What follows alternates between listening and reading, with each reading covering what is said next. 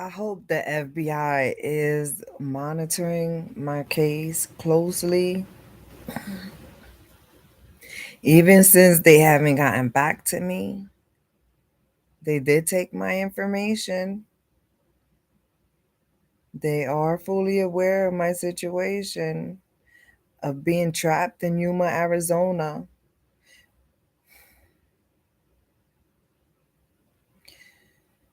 My name is Jessica Zenquist. My children and I have been white supremacy human trafficked from Jacksonville, North Carolina to Yuma, Arizona.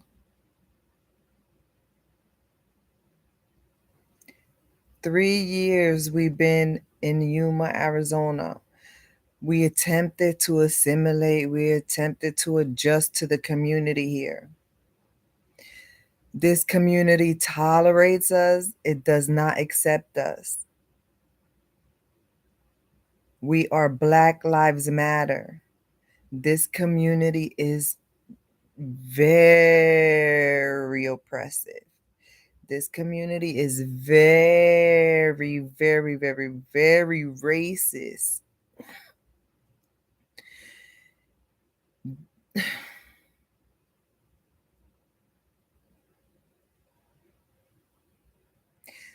We never belonged in Yuma, Arizona.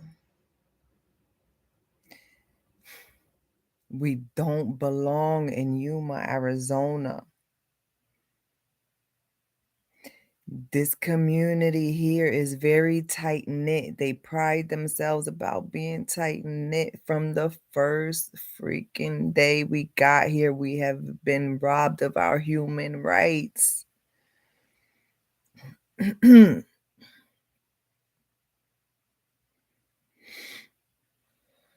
I have been saying it for 3 years to many different government agencies.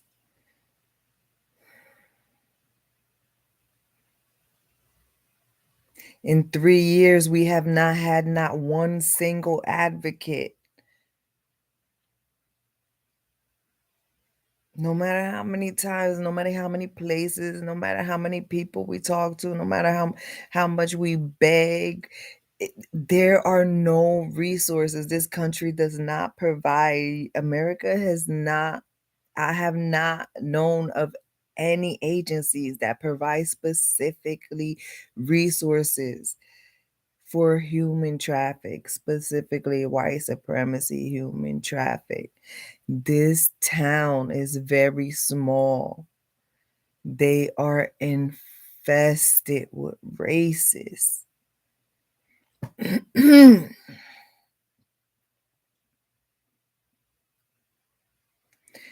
3 years living in hell.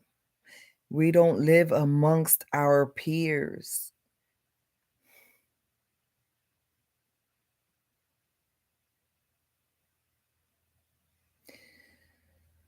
Oh my God.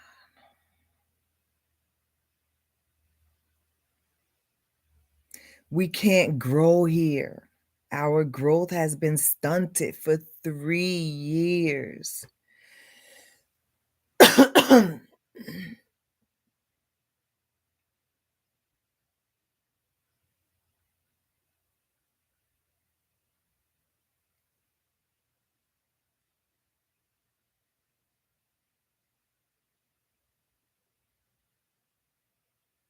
I'm gonna try to figure out soon. I'm gonna try to figure out how to put the YouTube on my cell phone. The kids know how to do it, but I don't know how to do it. I'm gonna figure out how to put the YouTube on my cell phone so that I could do a walkthrough. Let me not even give a heads up of what the fuck I'm gonna do. Because every time I give a heads up about what the fuck my plans are, these motherfuckers out here sabotage me. So let me just never mind, y'all. Trust me when I tell you, if I'm gonna be trapped here, this is what it is, yo. One day at a time. One day at a time.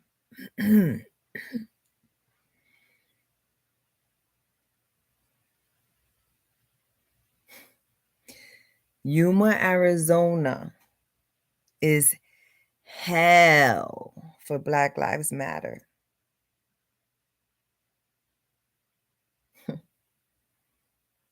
Yuma, Arizona is very dangerous for Black Lives Matter. Every day that me and my children are breathing and are able to function like somewhat is a miracle, because all these people out here know how to do is bully, bully, bully, bully like cowards. They sabotage. They sabotage growth. They bully. They don't know how to uplift people, y'all. Unless you're their kind of white supremacy, racist, oppressive people. That's the only thing. That's just what they do. Like, it's their culture here. It's been like that for generation after generation.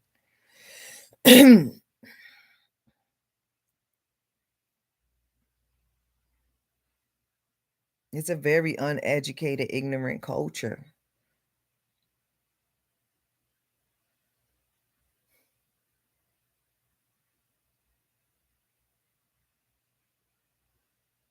No matter how much I try to stay under the radar, it's impossible because I look different. I sound different. My demeanor is different. It's obvious that we are different. These people are tight knit. They like everybody to be the same. They like everybody to be like slaves to the white masters out here, like the white supremacy masters. You'd be surprised who's running around with degrees and in the school systems and in every fucking aspect. Every everywhere is infested out here with white supremacy masters. Then everybody is the majority is like they're almost everybody is almost the same. They like robots. They like modern day slaves. They're 2022 slaves. This is Yuma, Arizona is the front line of modern day lynching.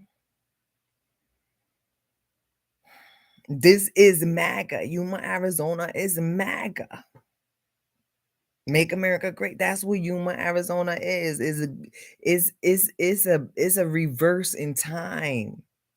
Is like a reverse in time. It's like a time capsule in reverse in time, like America going back. Like, I don't think people could fucking understand unless you're here, unless you've been white supremacy human trafficked to Yuma, Arizona, unless you have this experience of been here 3 years under white supremacy terrorism duress, unless you lived that as a disabled single mom with two minor children and your Black Lives Matter, I don't think anybody can comprehend the trauma it is to be living around these type of people. Yeah.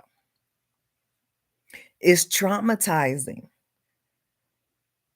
because it's a downgrade. It's a huge downgrade. MAGA is a downgrade. It's a downgrade. Is lowering the quality of life. Is a hazard to your health. Is a complete total hazard to your health to be surrounded by oppressive racist community. Nothing is there's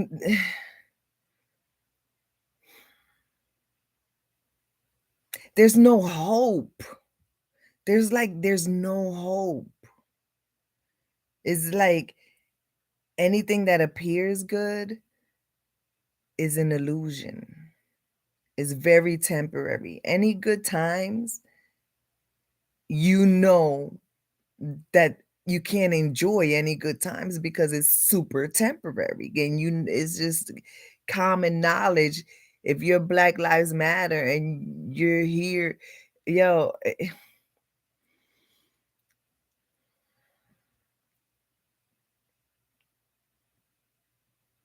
It's disgusting. Then they get offended if you tell them it's a shithole. If you say Yuma, Arizona is a shithole, they get offended. They like living in a shithole.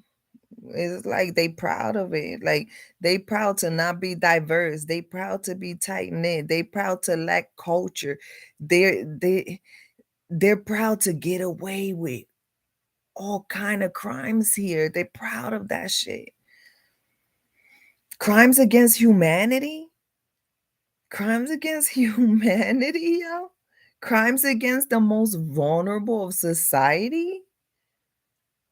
How how does how does a community pride itself with bullying and putting the most vulnerable of society, putting us in life and death situations? Like, how do they pride themselves? And then they'll be the first ones to call us animals.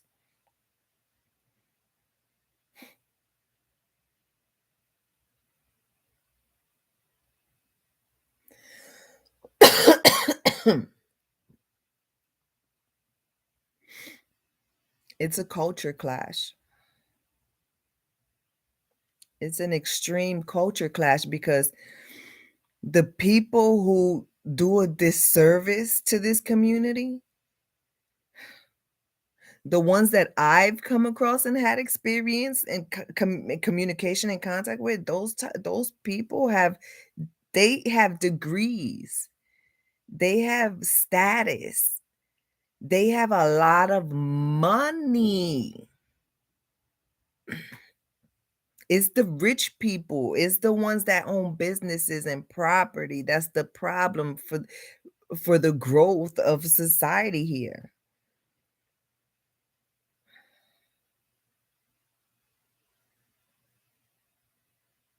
It's a downgrade. It's a downgrade. It is like these people are not inspirational. They're not motivational. Like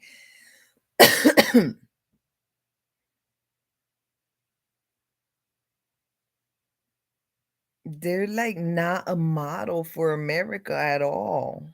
They're not a model for anybody in the world. They're not a model for no country in the world. Like I could imagine the poorest barrios. I can imagine the poorest ghettos around the world, y'all. Even they, I can imagine because I've been around a couple blocks. I've been around and I can imagine even the poorest hoods, yo. We have humanity. We make sure each other are like at least that we eat, that we share. But these rich people, yo, they rob from the poor people out here. They sabotage the poor people. They greedy. They selfish. They are so disgusting.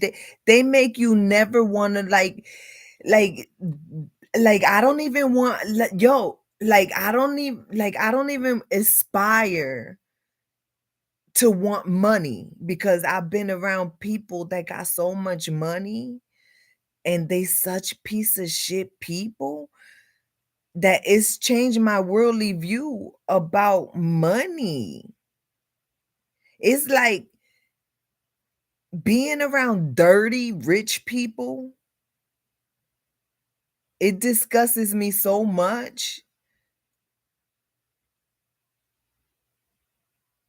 that I don't even want to give a fuck about no money for nothing except my basic needs. Yo, I don't even want to I don't is when you live around oppression and racism that is driven by white supremacy rich people,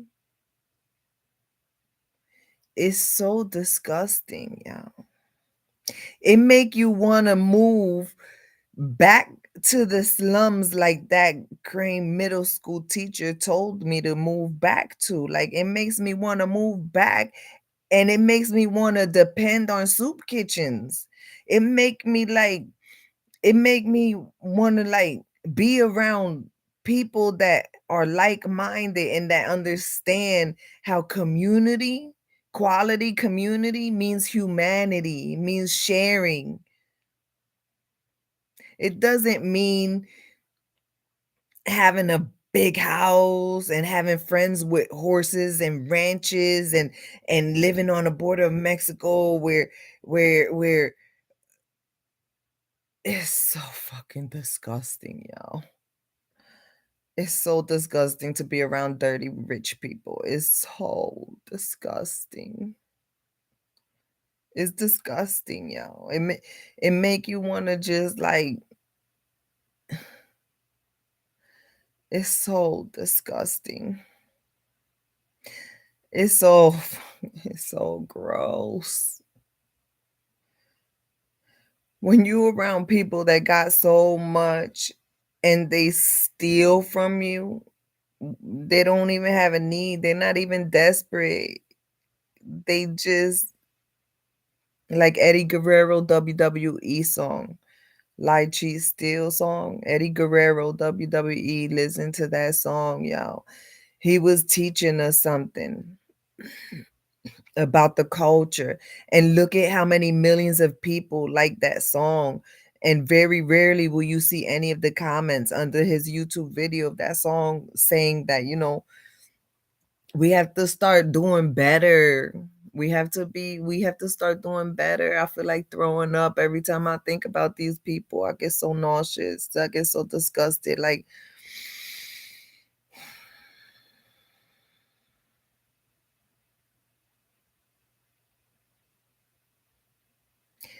so I haven't been on, I don't know, maybe 1 or 2 days. I don't know. I'm losing track of time. But I was busy trying to get my son back into that freaking school, man. I don't have a choice because they're in our district. That's all that this town has to offer is what's in your district. And they swindled me out my car for the thousandth fucking time. Like, so I don't have transportation to take him out of the district. But I had to get him out of the online school. I couldn't even register him fully because their contract said that I would have to provide transportation to get him to the online school property, their school property, for doing state testings and whatever testings they have. And I can't commit to that. I can't commit to getting my son back and forth to do testing if it's not going to be at home online. I can't do that. I can't depend on the cab service out here because any day now, whenever they feel like it, they could switch up on us and they just not reliable. That other cab company over here left my son stranded at the high school. I already told y'all that story at the other video. So it's like I don't have reliable transportation. Even if I could afford to purchase $100,000 vehicle, even if I had $100,000 to go purchase $100,000 vehicle, it's not worth investing one penny into purchasing a vehicle in Yuma, Arizona, because the Yuma, Arizona auto service community has swindled me out of fucking money and my trash can on wheels. So they're not trustworthy either. So basically, Black Lives Matter is on house arrest. Me and my children, if we're not walking distance, we trapped. This is Trump trap. This is Trump trap. This whole fucking state is Trump trap, yeah. Red Republican state is Trump trap. So when they decide to disable an already disabled family, we're already disabled, right? We're white supremacy human traffic victims. I am certified legally by a judge, signed off on it, yo. I'm stamped, I'm labeled, I am disabled. So when you live in a community that profits off of crimes against the most vulnerable, the disabled, and you live in a community that disables disabled people even more, and we talking about people that don't even need to steal from us, y'all. They steal from us. Like, it's like evil. It's like systemic oppression, systemic racism. They target the most vulnerable that they can it's crazy to me that they still have us living here. It doesn't make sense to me. I don't understand. If we don't have anything to offer you, why the hell are we still trapped and being ignored by the Human Housing Authority? If I do a walk through this apartment, I'm not good with math, but if I do a walkthrough through this apartment, all the stuff that we're gonna abandon, I try to put a number on it, like $20,000 worth of stuff. I try to put a number on it, but I'm pretty sure it's way more than 20,000. Okay, let me just give it a ballpark. Just a ballpark of what we got to abandon. We don't we let me see. We got 3 screen TVs, right? We got 3 screen TVs. Excuse me. We got 3 screen TVs.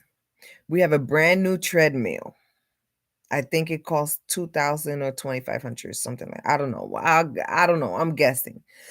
Then we got front load washer and dryer, not even a year old, just a couple months old. I don't know. I think that was maybe 3,000. I don't know. A dresser, that's 1,000. TV stand, that's 1,000. The sofa, 3,500. The mirrors, I think they were 700 each. Then I have acrylic furniture all over. Like, I got acrylic desk, I have acrylic entertainment center, I have 2 acrylic stands, acrylic desk. There's like that's I think that was 500, 500, 500. So my acrylics, I think it might be 2,000. My acrylic furniture might be 2,000. Then the TV stand in the living room. And then I got the deep freezer, the stand up, right? Deep freezer, which I'll most likely leave with like $1,000 in it. Because when I was in Jacksonville, North Carolina, and I had a deep freezer, I had like $1,000 of meat in there. So I got the brand new stand up deep freezer too. I think that was like, I don't know, I could be wrong. Like 500. I don't know. But and then the and then the kids' toys, you can't put a value on that because that's just like whatever. But they have a bunch of shit. Like a bunch of shit. But what I'm saying is like it could all be replaced.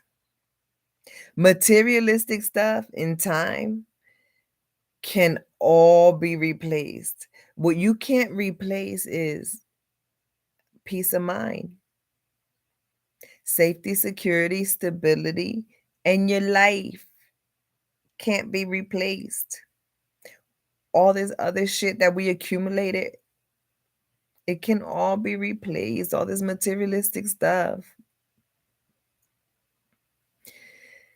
None of our property is worth anything. Is not worth anything in Yuma, Arizona. Isn't our property is not worth anything because we can't enjoy our lives. Is not easy to live in Yuma, Arizona and be Black Lives Matter and be targeted. These people rob you of your American dream. These people, if you are not one of their slaves, you're worthless to them. You're just like a punching bag. You're just like a doormat. You're just like you're just like a disabled family that they could just bully and bully and bully and get away with bullying, yo. That's what they do out here. They pick the most vulnerable. They're cowards. It's sad because it makes me wonder if the state of Arizona is just giving degrees to anybody that looks like they would fit in with the white supremacy culture. It makes me feel like Yuma, Arizona is giving away degrees to anybody like candy. Like these people not earning it as Americans. They gonna hate me, yo. They already hate me. They hate me since before they even knew me. They hate me since day one when they denied me water, denied me and my kids water. When we were stranded in the Foothills Highway, the first day we arrived in Yuma, Arizona, 3 years ago. They hated me just because we look different. We had North Carolina license plates. We were from out of here. Like they hated us before we got here. So it's like they're gonna hate me more because I want to get the fuck out. I don't want to be around these people. Like they are inhumane. There's no humanity here. It's a facade. It's a facade. Just because I've been at the same address for 3 years, don't let that fool you, yo. I've been through hell. I've been through hell here. My children have been through hell. We've been put through some shit. Just because we've been in the same address for 3 years, that does not mean we have not been bullied. Just because I try to build a home and make it look pretty, and it does not mean we have not been terrorized by white supremacy, oppression, and racism within the culture of this community. Don't be fooled by the pretty picture. Don't judge a book by its cover. I'm telling you. World, listen to me. I'm telling you. I don't know how many different ways. I don't want to be pulling up emails and showing y'all all kind of emails, and I don't want to be pulling out like bullshit because I don't like to fight. I don't like confrontation. I don't like problems. So I try to avoid stuff. But if if y'all don't hear me, I mean, I don't wanna be here 3 years from now. I don't wanna be a part of these people's culture. Like, all they have done is bully, bully, bully, and take the like, it's like they don't bring out the best of me. Being in this community does not bring out the best of me. Who wa who from outside that is not part of this community would want to live like this, like, under duress, like, under a culture that's oppressive and racist? Who wanna live? It's disgusting. It's disgusting. Y'all don't know the shit that my family has been put through, yo, because just because I don't be online telling everybody the shit I go through, y'all have no fucking clue, yo, the shit that these people do to us. And they know they're gonna get away with it because how they've been doing it. They've been getting away with it for generation after generation. They fuck with the most vulnerable people, yo, and they get away with it. It's like it's not a secret.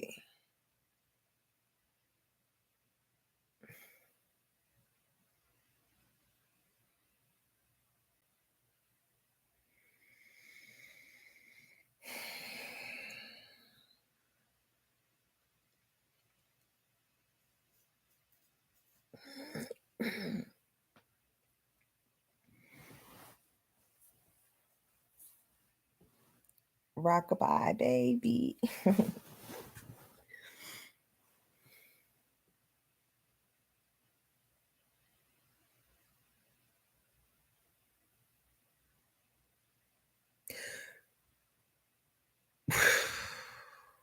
Ricky Smiley was nominated for NAACP something something, I think in Baltimore, I think. I think Ricky Smiley was nominated recently for NAACP in Baltimore. I think it was Baltimore. I don't know.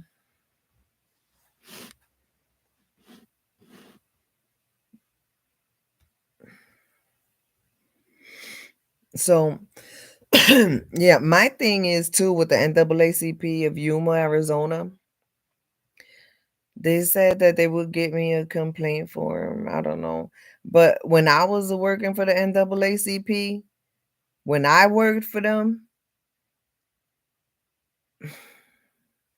it was never an issue to come to somebody's aid when they call, especially when it got something to do with children or something to do with education or something to do with life and death situations or something to do with major crimes like human traffic or something like that. Where I come from, where I used to work NAACP, they didn't have an issue with having the manpower to assist for emergencies, yo. If somebody pick up the phone and call somebody in NAACP where I come from, they assist, yo, without thinking twice, without hesitating, give them the information. Yeah, I know, whatever, whatever. Everything's a process, everything takes time. But some situations, they got the power to be right there, one phone call away, yo. You got problems with transportation and getting somewhere, they be right there. We will be right there. You need somebody to type something, type up a report, we be right there. You need somebody to stand by your side and go to the police station with you, right there. Like it is not something that is second guessed and have to go through the local police for permission. Like this is what I'm talking about. It's just the little things like that. It makes you wonder, is this why this is happening generationally? Because even the black community don't have like immediate response teams. Like, is that why these people think that they could keep getting and I get we gotta work together. I get we gotta be a community and network, and we have to work together with the police. I get that. We gotta work together. I get that. We gotta try. I get all that shit, yo. But some things are black and white. Some things are if it's an emergency and your people need assistance, no matter what color, if they telling you it's a violation of human rights going on, that's not something that needs to be filtered through everybody under the sun. Some things are black and white. Some things like the laws of humanity, like the laws of human rights, there's some things that is clear, very clear.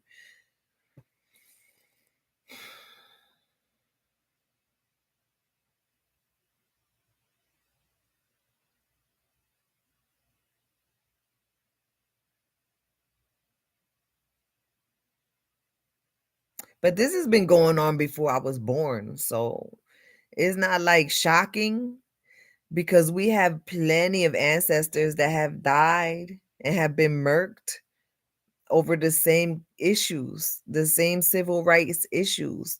So many people throughout history have died fighting for the same issues. So it's not like it's a complete surprise, but this is the worst that I've ever experienced it and my children ever experienced it. So it is a culture shock. It is very much so a culture shock.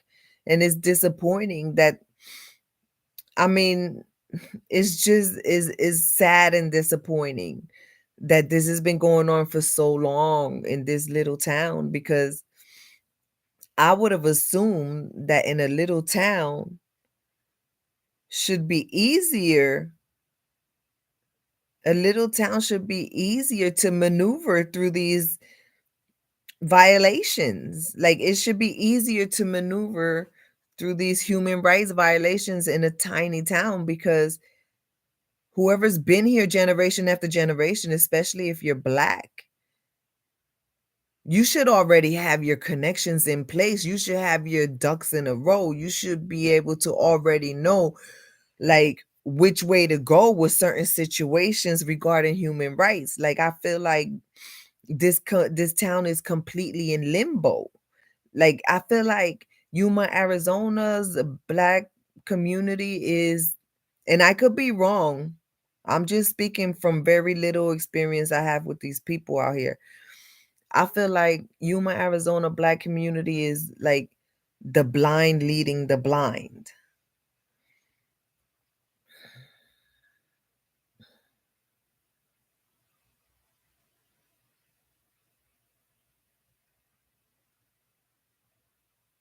I could be wrong because I don't really know these people. I could be wrong. I'm just speaking from very little bit of experience I have with them. But I mean, where I come from, somebody in a situation that's been going through what my family's been going through, we would have already had a team of experts assigned to us, an entire team, not just one person that is a representative. No, we would have had an entire team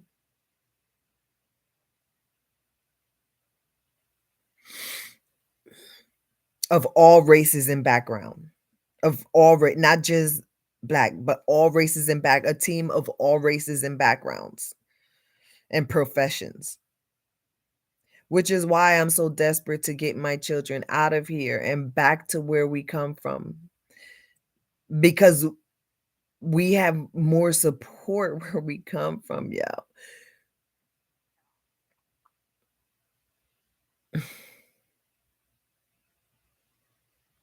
This makes me wonder if anybody has ever spoken up about crimes against them, like the ones that me and my family have been going through. I don't think that the impression that the police out here give me, the impression that the Black Lives Matter, I don't even think there's a Black Lives Matter out here. I might be the only one screaming Black Lives Matter in the entire city of Yuma, Arizona. I don't know because I haven't seen anything like to show me otherwise. Like,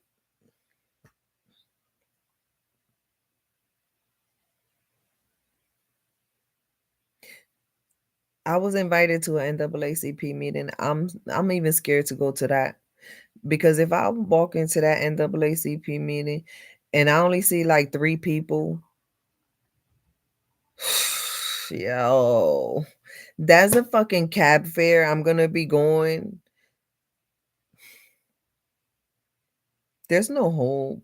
There's no hope here. I don't see any hope.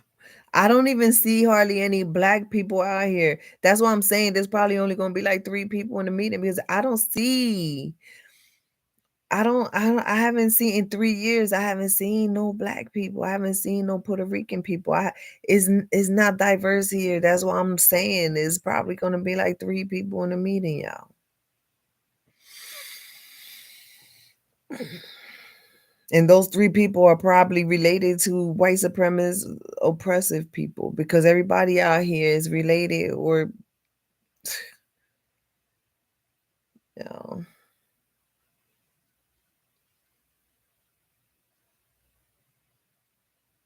it's like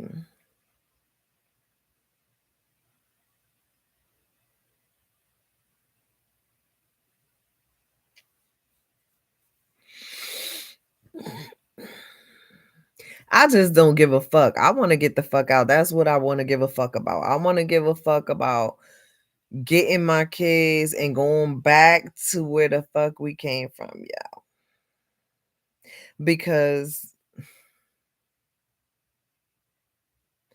these people act like they so superior. Like they act superior for I don't know fucking what, y'all. Superior for fucking what, yo? Superior for what? Superior for what? Superior of what? Superior of fucking what, yo? Of what?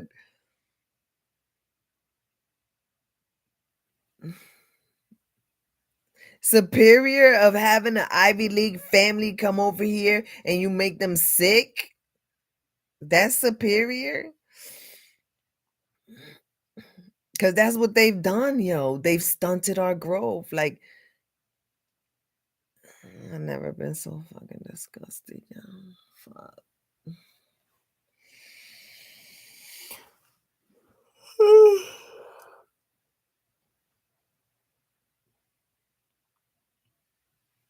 I need some water.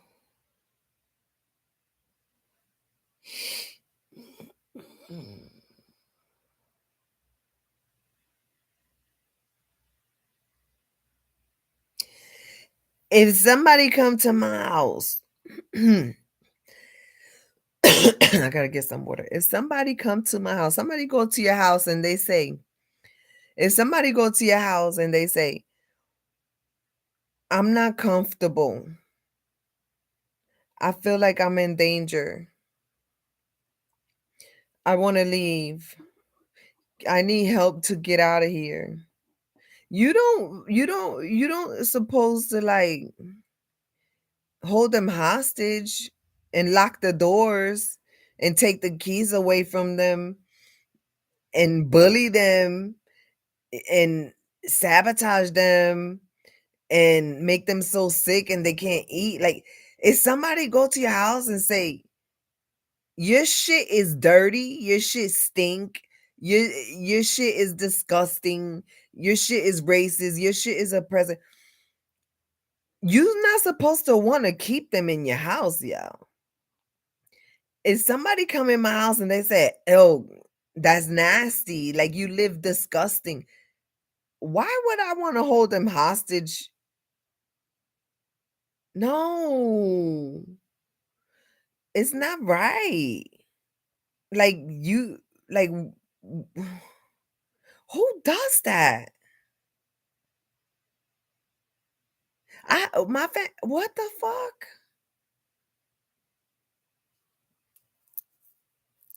I'm telling the world that I live like shit. No matter how pretty I make it look, I live like shit. For 3 years, I lived like shit. Any good times is very temporary. Any good times is not fully enjoyed because it's very common knowledge that it's very temporary. Like, so if I'm saying that I never belong here, my kids never belong here. Since day one, if I've been saying that, why the hell am I still here? I had the last cop that knocked on my door was a state police. And I posted his information on Facebook. Like, that was the night that I put in my FBI report with Agent 9914. So that cop was like, I'm getting tired. So that cop was like, and he had the camera, he had the body cam on. He was like, well, don't you have anybody that you could call from the East Coast to send you some airplane tickets or some flights out of here or something?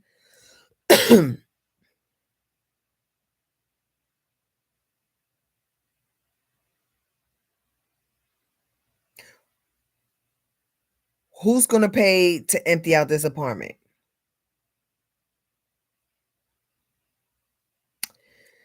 So you want me to put my kids on a flight to the East Coast to escape your racist, oppressive shithole?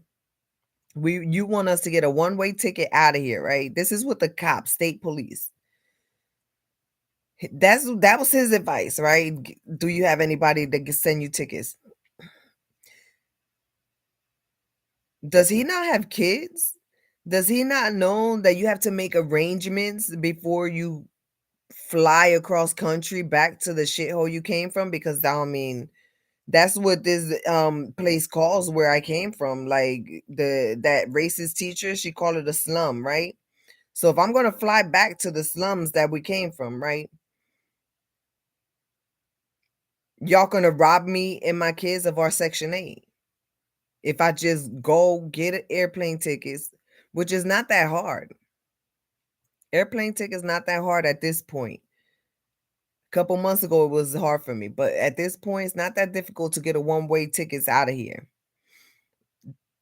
So what about making arrangements for all the stuff that we're abandoning? Like, if I abandon everything in this apartment and get flights one-way ticket out of here,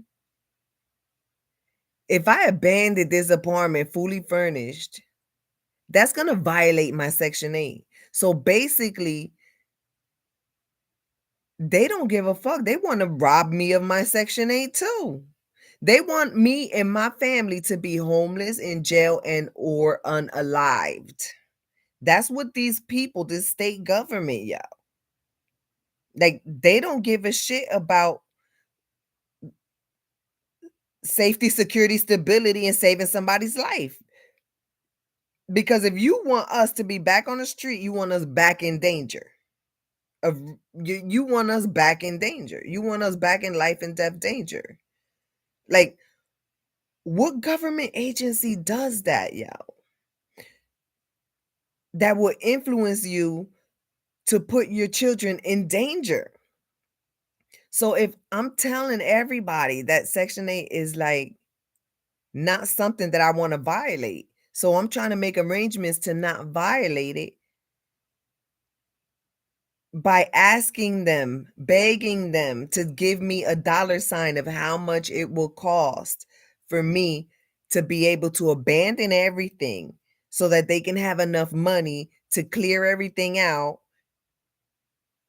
when I do get on a one-way plane ticket out of here with my kids. Like, it's not that difficult. Like, I don't understand why these people don't get that I'm not trying to put my children back on life and death situations on the street how they did to us when we first moved here. We moved here with a Section 8 voucher that we transferred from Jacksonville, North Carolina. We came here with money in our pockets. We were robbed. And we were thrown in the street, and when we was panhandling, we was robbed. We was panhandling to get robbed too. So it's like, why would you want me to put my children in that situation? Why would you want to influence a disabled single mother? So I'm slow, right? Because I'm disabled, so I'm slow. So they're smarter than me. They're in uniform, so they're supposed to be more smarter, right? And they're supposed to be protecting, right? Serve and protect. So why would they want to influence a slow disabled single mother to not make appropriate arrangements for the children's sake of safety, security, stability in their lives? Yeah. This is what I'm talking about. He had a body cam on. He recorded the whole interaction. So who trains these people? Where do they get their morals and values? Like, what kind of religious institutions do they attend? Like, who are their leaders? Like, these people are running around this town with uniforms on, with body cams on, with guns and badges. And this is the type of service that they provide victims of white supremacy, human traffic. Like, it's like like they want to set us up for failure. It's like, I don't know if they playing mind games and they or I don't know what the fuck is wrong with these people, yo. I know it's a small town, so I know majority of them are related. So I know when they come knocking on my door and they tell me that they don't know who the hell I am and they meeting me for the first time, I know they lying. There's no way that you don't have a database to check in who's a fucking problem in your community before you go knock on their door. And I obviously been targeted, and I obviously been very boisterous every chance I get about being white supremacy, human traffic. So why do these people pretend not to know and be clueless? And I don't understand the logic behind not being resourceful or trustworthy. I don't understand that logic when I associate it with uniforms. Yeah. When I see somebody in uniform, I it's confusing to me for them not to provide basic, at least basic quality service is confusing to me. That they don't prioritize safety, security, stability, and saving somebody's life. If you have a gun and a badge and you're in uniform and you have a body cam, who the fuck are you reporting to? Who's reviewing these body cam videos? Who's training you? Like, I don't understand how generationally this shit can continue to be so fucked up. Because all it takes is a little common sense, yo. A little bit of common sense go a long way.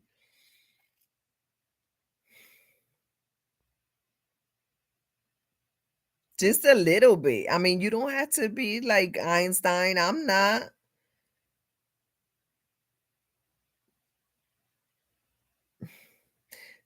But why would I expect anything more from them when they treat people like that's coming from looking seeking refuge from other countries and we're on the border and they treat them like shit.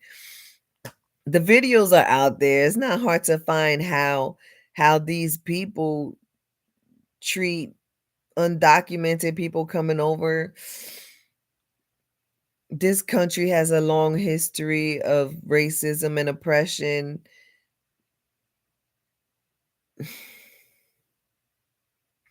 So I don't know why I expect so much from them, y'all. I don't know why I expect so much from them. Maybe because the slums where I came from was a little better quality, a lot better quality. Maybe that's why. But these people out here, I don't think they know how to fight for their human rights because if they knew how to fight for their human rights, I don't think they would be bowing down to these white supremacists out here. If these Mexicans and minorities out here would know that they are human and not supposed to be treated like animals and robots and slaves, I don't think it's an infestation, y'all. It's a complete total infestation. They discriminate like fucking crazy out here. They discriminate. They get away with a lot of shit, y'all. And they'll record the shit they get away with. Like they'll record it and they'll still get away with it. It's like who the fuck is training these people, yo? Who the hell is giving away badges, guns, and uniform and body cams to just any old body, yo? Who the hell does that? Like, you can't tell me the on yo, they all gotta be related. I don't give a fuck. They all gotta be related. Everybody in uniform gotta be related out here because there's no fucking way that they can't find more educated, better trained people. Like the only ways you gonna they giving away badges and guns and uniforms and body cams to just any fucking body out here, y'all. Anybody could be a cop out here. Anybody, yo. I won't be surprised if some of these fucking cops got criminal records, yo. That's how corrupt the shit is. Like, it's sad that you don't have morals and values for basic humanity, y'all.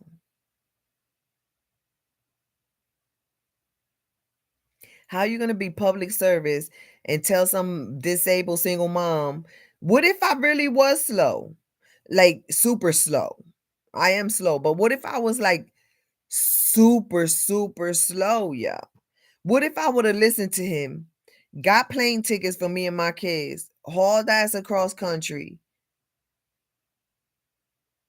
without making arrangements for housing at least? What if I was that slow? That's like crazy, right? But they call me crazy and he want to know, oh, well, what kind of disability do you have? He's not a fucking doctor. So why is he asking me what kind of disability I have? He's not a doctor. He obviously don't have my family best interest at fucking hand. So why is he trying to set me up for him to discriminate against me? Why not actually be resourceful? Like, why not be useful? Why not say something like, well, maybe he could pick up the fucking phone and call Yuma Housing Authority and say, hello, we have a white supremacy human traffic crisis in our community that's been a pain in the fucking ass for 3 years, and she belongs to your program, and she wants to know why you're ignoring her and not helping her make arrangements to go back to where the fuck she came from. Why can't they do that? Like, why is that so hard for these people, yo?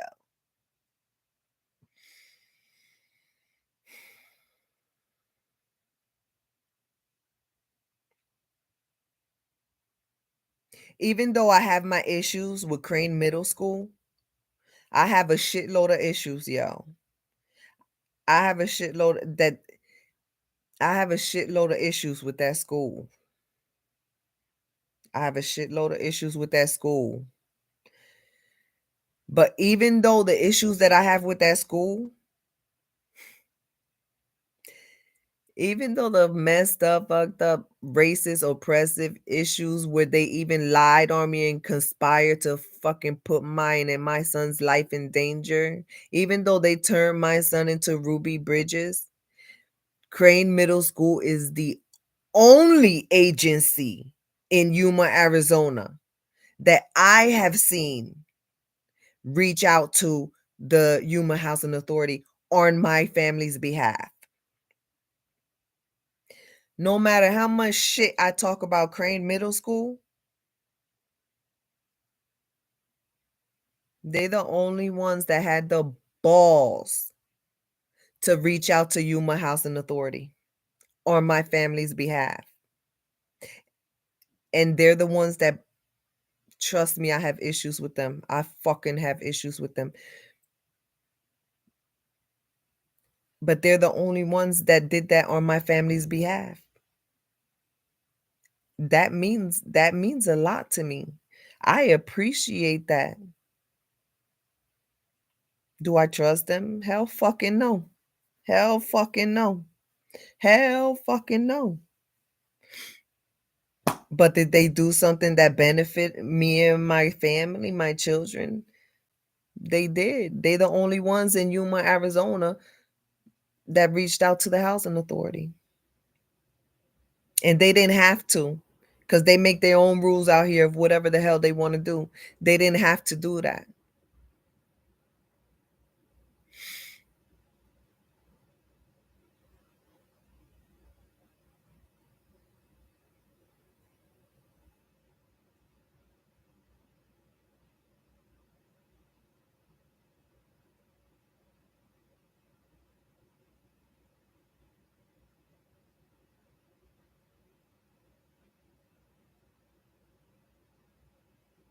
And who knows their intentions behind doing that?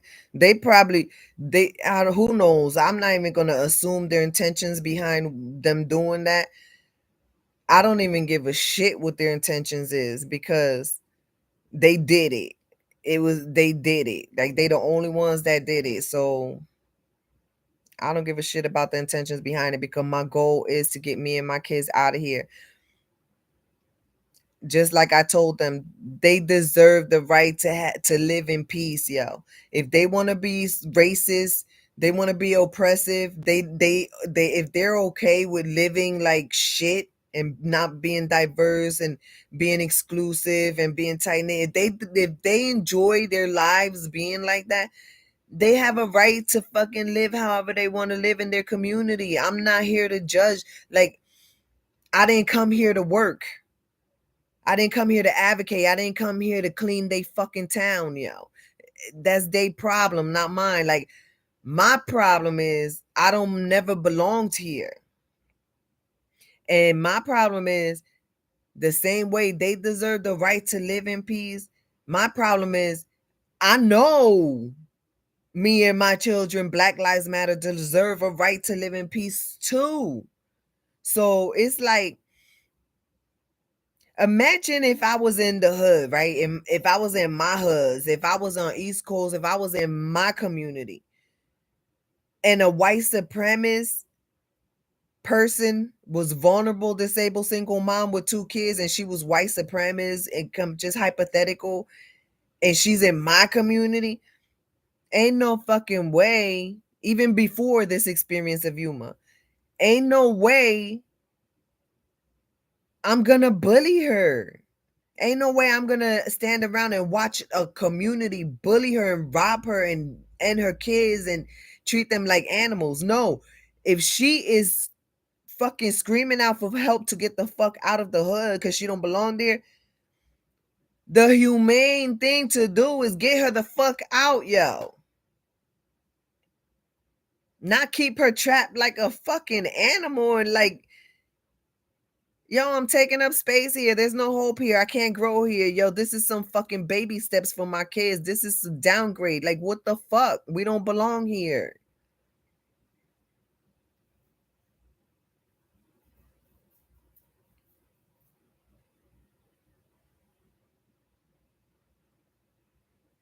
And believe me when I tell you, on the East Coast, they out there. They out there in the wrong neighborhood. Like Molly, she might be comfortable in Pennsylvania with her fucking Nazi culture. She might be, but she's right across the Mooresville Bridge. She's right across from the hood. Like, she's not too far from where I got people too. Like, I got family out there too. Like, I got Pennsylvania, girl. So I'm saying, like, there is a couple trinkles of white supremacy girls out there, or chicks or women or whatever the fuck you want to call them people. But there is a few out there. But you don't see Black Lives Matter bully them. You don't see people from the hood bully them, like, unless they get it fucked up. I mean, but to live like on a daily basis, you don't see nobody fucking up their life, yo.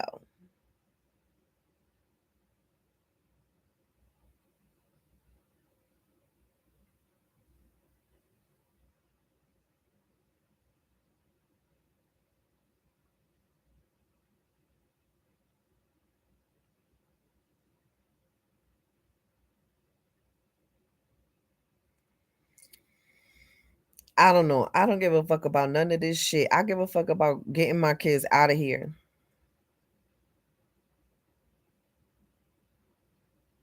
I'm not trying to be here generation after generation dealing with these fucking people, yo. They make me sick.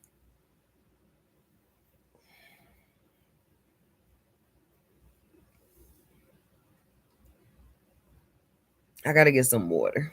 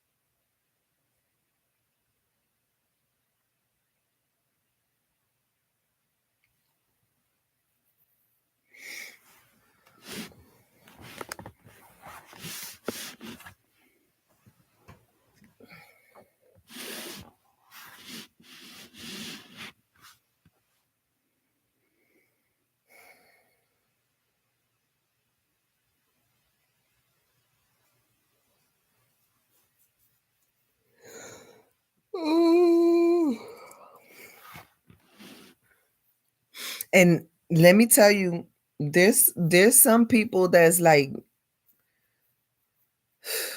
I try to get I'm so oh my I'm really fucking crazy because I called a couple people, right?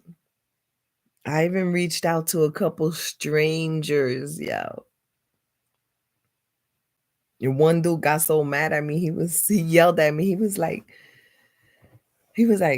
let me just shut up. But anyway, I reached out to some guys. Because you need guys to pick up heavy shit to empty out this apartment, right? So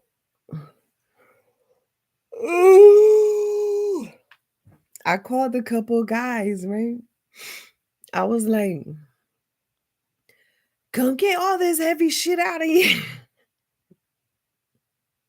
I was like, how many screen TVs do you want? No, this one guy was like, he was like, this one guy was like, you're worse than my ex-wife. Oh my god. He was like, oh my god, I feel bad for him. He's a single father. He's a single dad. He's a single father of little girls. Oh my god. And I called him. I was like, "Come get the fucking TV." Is like, "What do you want? Like, come get all this shit. I gotta empty out the apartment. I want to get the fuck out of here. Like, I gotta empty it out." I was like, "Come get it. Come get this stuff." And he was like, "You're worse than my ex-wife. You're crazy. I'm going to church." He was like, he. I can't even get guys to come over here and get my shit, yo. This other dude, I told him, I said, I was like, he was, oh my God.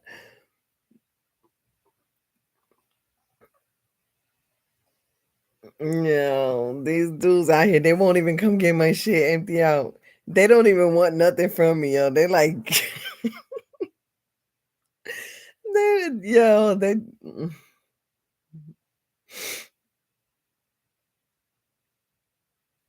I can't even give my stuff away. And I told the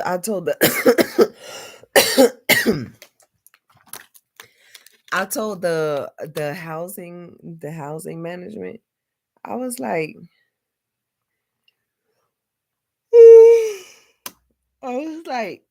I was like, yo, because when I told them that I want to abandon the shit and leave and stuff, they was like, so when you gonna leave tomorrow or some shit? I don't know what the fuck they said, but they was being real fucking like sarcastic or facetious or something. I don't know. They was like, "Well, when you gonna leave tomorrow, like, or next week or next month, or when you gonna put in your notice today?" Or I'm like, "Yo, who does that?" Like, anyway, I was like, "Yo, I don't want to traumatize my kids more by turning this place into Grand Central Station with people coming in and out, just fucking hauling shit, my kids' shit out in front of their face. I don't want to traumatize my kids. My kids already are willing to abandon their stuff. Why would I want to subject them to having a community come in here and empty it out in front of their face, yo? I'm trying to leave with a little bit of dignity. I'm trying to leave with a little bit of grace. I'm trying to leave like without further traumatizing my kids. So when we abandon our stuff, I would like for me and my kids, ideally, I would like for us to leave everything here without having to visualize when we leave and be traumatized by seeing people haul the shit out. So if I can pay whatever is going to satisfy them, I mean, so that we can leave here and leave everything without having to witness people turn this place into Grand Central Station. Like, that's what I'm paying for. I'm paying for a peace of mind. I'm paying for them to do the work that I should be doing by packing and moving. Like, I should be doing that, but because I'm limited on resources and I don't have a vehicle, and I mean, these people really sabotaging my shit, yo. So it's like I'm basically taking my kids to escape. Okay. So I mean, how much money do y'all want, Yuma Housing Authority, so that we don't violate our lease by leaving a mess here? And I will make sure it's actually everything clean. I will make sure everything is clean as possible. And I'll make sure, like, I mean, everything will be in working conditions. The TVs will be working condition. I mean, everything will be pretty much, like of use for somebody if they want it. I mean, how much money do y'all want, Yuma Housing Authority, so that we don't violate the Section 8? I mean, we're gonna be leaving a fully furnished 3-bedroom, 2-bath apartment. Like, that's the goal. That is the goal. Like, we don't have an option to, like, load up a U-Haul and drive across country. We don't have that option. It's more affordable to just, like the police officer said, get some airplane tickets one way the hell out of here. Like, with the backpacks, that's it. Like, we can't ship all this stuff across country. Like, so, I mean, you're dealing with a disabled single mother here that's crimes have been committed against me and my children. So it's a federal program. I mean, a lot of people, and I mean, it's going to take manpower. It's going to take time. I mean, it's going to take work to empty this place out. So how much is it going to cost? Like,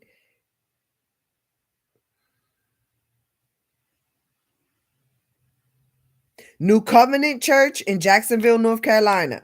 New Covenant Church in Jacksonville, North Carolina. They know. They helped. I mean, some of my stuff was stolen, but not all of it. Most of it I got it back because I threatened to find another black church out here to go get my shit because they tried to steal all my shit. But I got it back. I got most of my stuff back. So, New Covenant Church in Jacksonville, North Carolina, they had an entire freaking men's group, and they worked very hard to load the Penske truck. So they have a pretty good idea of how much work is going to take to empty out our stuff. Yeah. Because their church helped load the Penske truck to get me over here. So, and it took many, many strong men. It took many strong men to do that. And it took them a lot of time.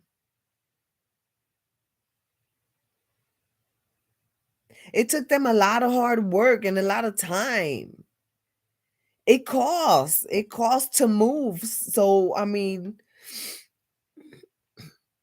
it's not going to be cheap, but I need a number to start with. Like, I need somebody to help me make arrangements. Like, when I say help make arrangements, I mean give me a number to work with. How much do y'all think it's gonna cost? Give me an estimate number of how much y'all think it's gonna cost for me to abandon everything so y'all could clear it out. It's like I'm paying. It's like I want to pay these people to give them stuff. It's like, not only that, but I want to make sure they're well compensated for the work that they're going to put in, because no matter where they load all this stuff to, it's going to take work.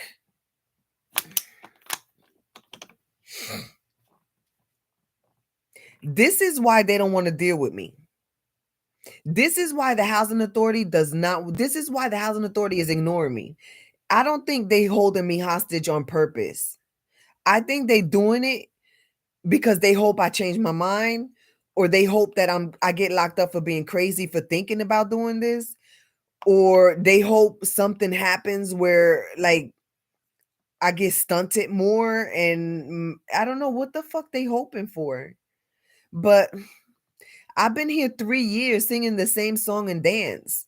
This community has been bullying me and my family, y'all. There's no other option except me wanting to leave. Like, is I'm in a situation where I'm in a fight flight mode, and I'm not in a position to be fighting because I'm not in a position to be fighting. I'm not. I can't win. You don't go into a fucking fight knowing that they've been bullying you for 3 years and getting away with it. These motherfuckers get away with murking people. Who the fuck am I? I can't beat these people. I can't beat this system. This system has been functioning the way it's functioning for generations. I'm not trying to fight them. I'm not trying to fight white supremacy. Fuck white supremacy, yo. They win, yo. Y'all win. Yo, human traffic, white supremacy culture, Yuma, Arizona, racist, oppressive culture, yo. Y'all community, yo, y'all fucking win, yo. Y'all win. Y'all won. Y'all broke my family down. Y'all downgraded my family. Y'all dumbed down my fucking family. Y'all won. You win, Yuma. Win, Yuma, you win, yo. Racist ass, oppressive, white supremacy, human traffic culture that profit off of crimes against me and my children. Yuma, I'm not trying to fight y'all. Y'all won. Y'all could have all our shit, yo. If you want the underwear that I'm wearing right now, yo, I'll take that shit off and give it to you too. I'm not selling my ass to y'all. I'm not selling my children asses to y'all. Y'all fucking won, yo. Y'all could have all our shit, because this materialistic shit, I want to show the world, yo. I'm ready. Now I'm ready to fight. It's fight or flight, right? And I'm not trying to fight y'all because y'all fucking won for generation fucking ignorance. Y'all motherfucking got me beat, yo. So y'all could have our shit. Just tell me how much money you want, yo. How much do you want to make you know to that I want to compensate you for abandoning my stuff, yo? Y'all won. Y'all won, yo. And I'm actually happy for you. I'm happy for you. Y'all won. You making a statement to the fucking world. You won. You broke down a Harvard University Ivy League family. Yo, y'all won, yo. Y'all take the trophy, y'all lifetime, yo. Y'all can have it. So how much money is it going to cost to compensate y'all so that we can leave and not violate our Section 8? I don't understand why it's so difficult. This is why the housing authority ignore me, yo. This is why, because they don't know what the fuck to do with me. Like, don't nobody know what the fuck to do with me. You know what you could do to me? Like, you know what you could do with me? The same thing that Crane Middle School racist teacher, how she said, go back to the slums you came from, Trenton, New Jersey. That's what Yuma could do for me. Give me instructions, an outline of what the fuck y'all want so that I can go back with my kids to where we came from, y'all. That teacher don't know the favor that she did to me when she discriminated against me and my son. That racist white teacher at Crane Middle School, she don't know the gift that she gave me by discriminating against me and my child. That school don't know that I needed them to conspire against me and label me with all kind of lies and bullshit. They don't know that I needed that shit. Sometimes we need a kick in the ass in order to get us to fucking move on and do better in life. So they think that they discriminated against me and they got away with it. Oh, baby. I take the bricks thrown at me and I build a motherfucking castle, yo. In my own world, keep throwing the fucking bricks, yo. Cause I need to keep building. I'm far from home. I'm not from here.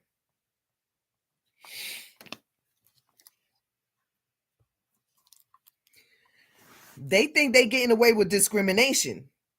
They might get away with it by law because I don't got time to be fighting with them with litigation and lawsuits and bullshit. I don't got time for that. I'm damn near 50 years old, yo. If that old bitch got time to be discriminating, that's her life. She could live that shit for the rest of her life. That's not my life. That's not my culture. My culture is to get to somewhere where I could grow, yo. And I don't mind getting an ass whooping here and there. Cause yo, trust me when I tell you, yo, trust me. Trust me when I tell you where I come from, baby. Bring it on, yo. Bring it the fuck on, yo. Give me a number. How much money do y'all want, yo? I want to show the world that it's possible, yo. It's possible. It's possible to start from zero, yo, and get back up. I want to show the world how I do it. But you can't keep robbing me and sabotaging me because that's just not fair. You keep disabling somebody that's already disabled. You already white supremacy superior, so y'all already got advantages. So I mean, don't keep stealing from me, don't keep robbing from me, don't keep discriminating against me. Help me get the fuck out. Africa don't take Section 8. I gotta go back to Trenton.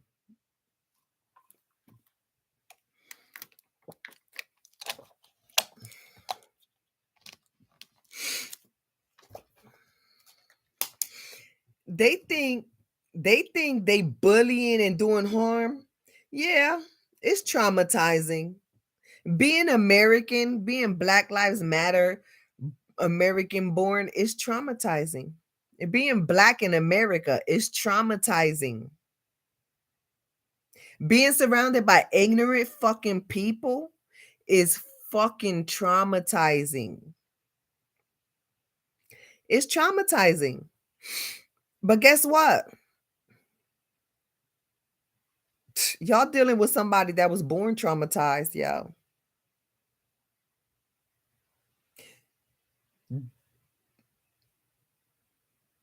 They hate me because I'm functioning traumatized. It's like they want me homeless in jail or DEAD. They don't give a fuck that I got minor children. They don't give a fuck that I raised a scholar. They don't give a fuck about nothing. They just selfish, greedy, rich, entitled, disgusting, oppressive, racist. Like their culture is just like second nature to them. Fucking corruption. So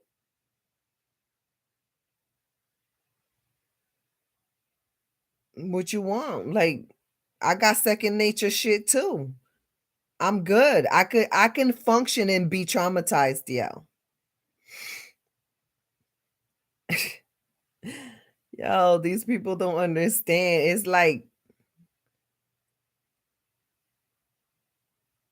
that's why they hate me because I take the shit one day at a time. Yeah, it's like a roller coaster. Yeah, I'm up and down. Yeah, yo, I pay my fucking bills. I pay my bills with my pennies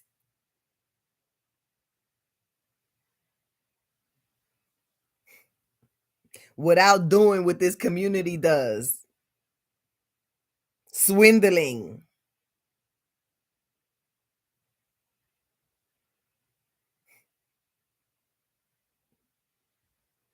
I am very generous.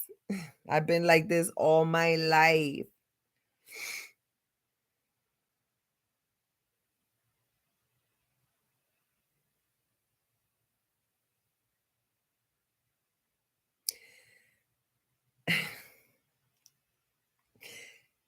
Yo, won't it be I think it would be super awesome if after all the shit Crane Middle School put me and my family through with their discrimination and their conspiring to label and all this other bullshit that they did, putting us at risk, making us feel unsafe,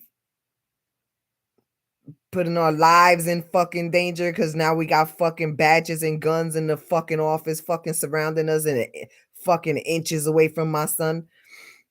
Look, I think it'll be super awesome if they continue to send emails to the housing authority on my family's behalf. Since the fucking police don't got the balls to do it.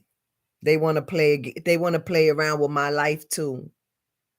They want to stand at my door and judge my disability like if I'm like if they want to discriminate, like they looking for any ounce, any inch to discriminate against my disability.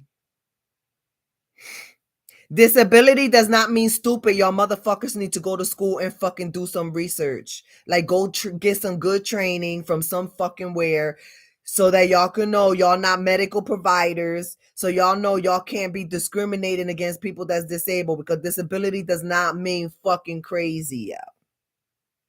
Look at Einstein.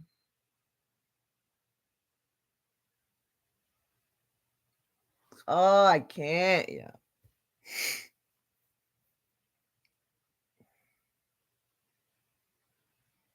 That's what they do.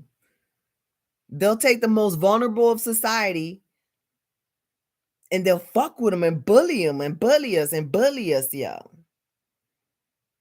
I got so many checks against me by living here, yo.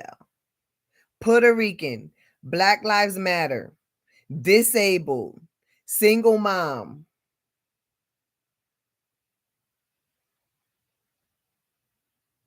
Yo, I got so many disadvantages and they just like vultures and devils. They want to fucking take instead of lifting me and my family up, they want to knock us down any chance they fucking get, yo. What type of people do that? And the shit is, they got jobs, they got cars, they got lives, they got family, they got community, they got accolades, they got all this network, they got, yo, they got so many advantages, and still they focus on me and my little ass vulnerable family to fuck with us. I don't understand their culture. That Eddie Guerrero culture of lie, cheat, steal shit. I don't understand it. I don't want to be a part of it. I didn't move here for drama. I didn't. Right now, 3 years into being on the West Coast, I'm supposed to be on the beach with my kids and my laptop writing a fucking book, yo.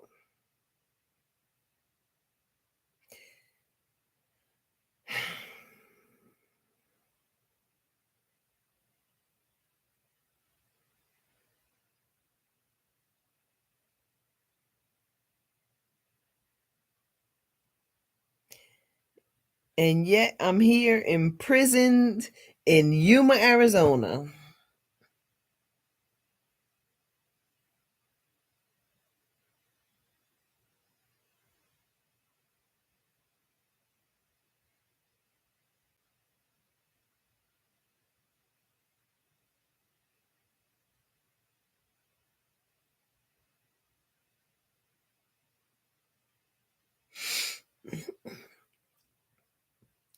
And I was supposed to be writing a book about East Coast.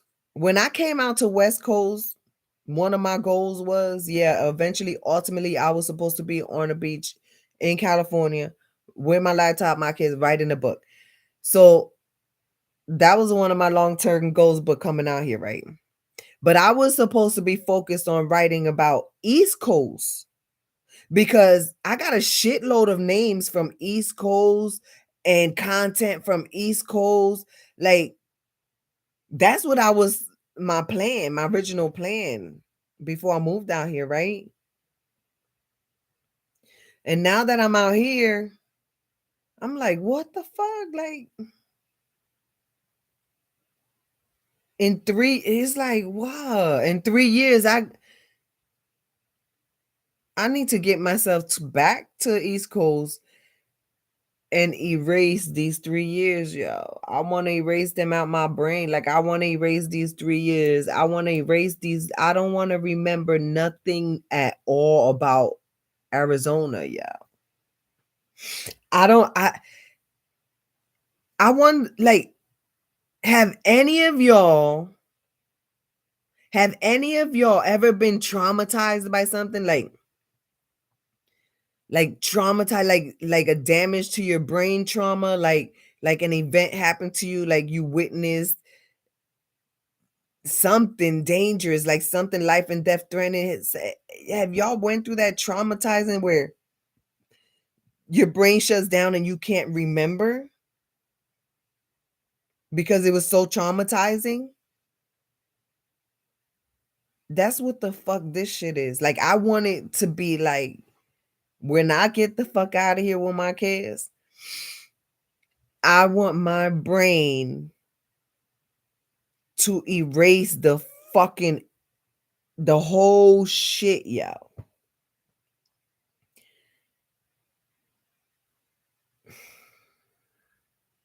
I don't want to remember nobody from here, yo.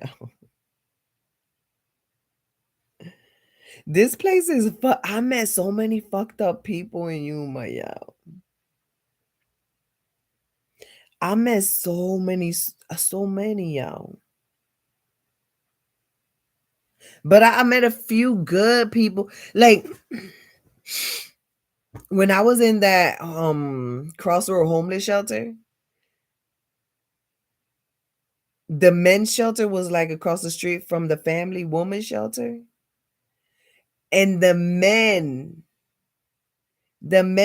from the homeless shelter, they took care of me and my kids. The men. The men in the homeless shelter took care of me and my kids better than the fucking staff.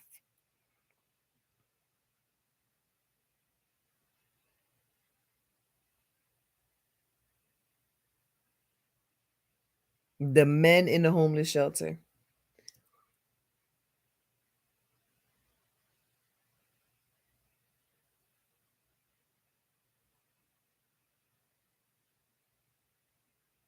I would have rather me and my kids sleep in the men's homeless shelter than in the family shelter. We would have been more safer in the men's homeless shelter than we were surrounded by fucking fake and phony fucking ugh, ugh. Yo, that's real. That is so real. Me and my kids would have been safer sleeping in the men's shelter than we were in that fucking family shelter.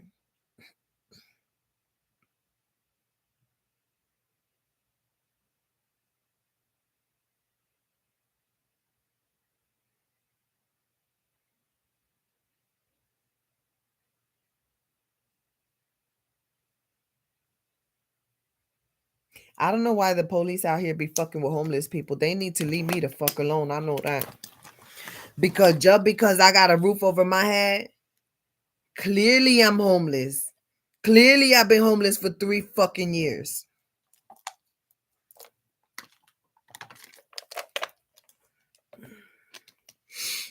There's no being comfortable here, yo. It's not. Everything around me, I don't know. I'm paying for all the shit that's in the apartment. All that shit's paid for. It's not stolen. It's not fucking swindled. It's not rent. But I feel like I'm renting everything in this apartment. I feel like everything is rented. Nothing is owned. Like I can't. enjoy shit, yeah. I can't enjoy nothing, yeah.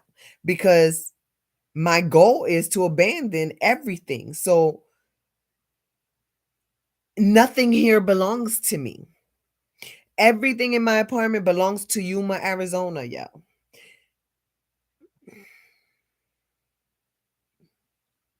Because I don't want shit, yo. I want to get my kids and get the fuck out of here. What kind of life is that? What kind of life is living in a community that's oppressive and racist? And the majority of people don't even know that they got their fucking human rights, yo. The people out here don't know their human rights. They don't. These people out here get treated like shit, yo. You don't know how many times I've seen white supremacist people go into businesses and treat Mexican workers like shit. Like shit in front of the Mexican workers' bosses, white bosses, yo. Me and my children have witnessed that. Do you not think that's traumatizing for an Ivy League Black Lives Matter family to witness? To witness white supremacy people going into supremacy businesses and treating the Mexican employees like fucking shit. And the Mexican employees, they don't nothing, yo. They don't nothing. Like they just stand there and fucking take the shit.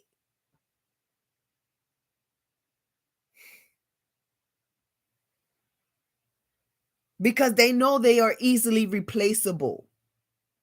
Because they are accustomed to being treated like animals, yo, not like humans.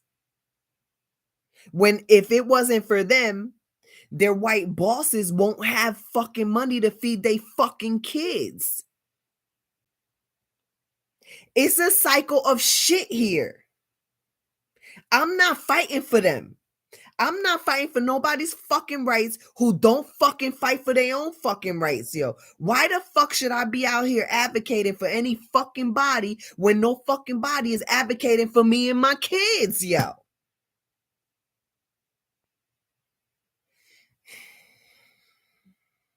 And you know how hard it is for me to bite my tongue and not advocate for somebody's human rights that's been violated in front of me and my children?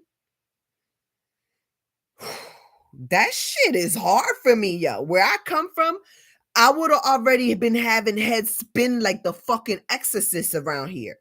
But I'm not from here.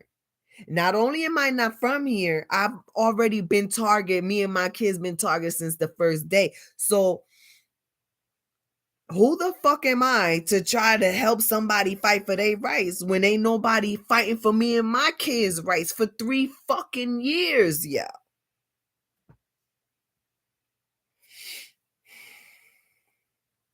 We are traumatized. My children and I have witnessed a lot of white supremacy bullshit in 3 fucking years, yo, to last us a fucking lifetime.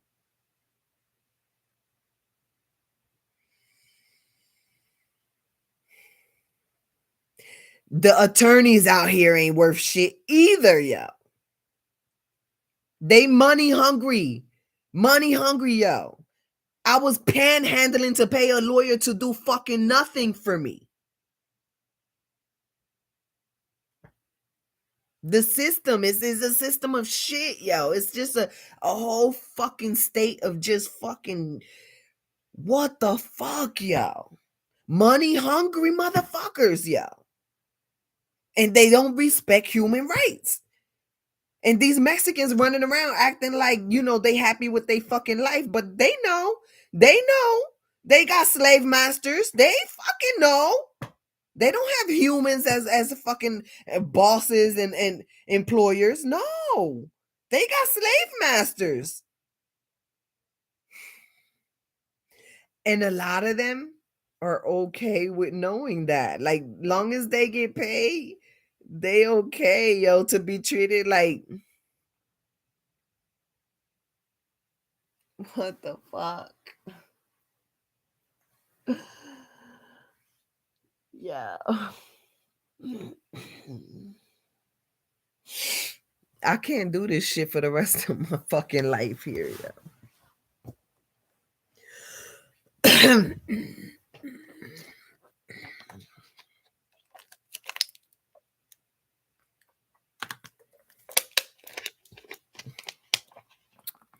I ate today. I had a good dinner. And I didn't get nauseous. I didn't throw it up or anything. I kept it down. We have ribs. We had spare ribs and rice and beans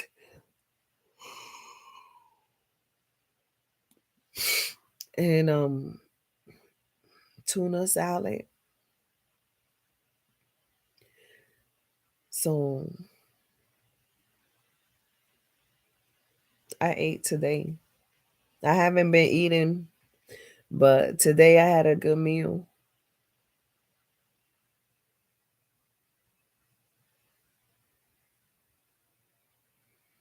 My son said that he had like half a dozen chicken drumsticks at the high school. He said his yeah, he had like six, like half a dozen. So he didn't come home hungry today, but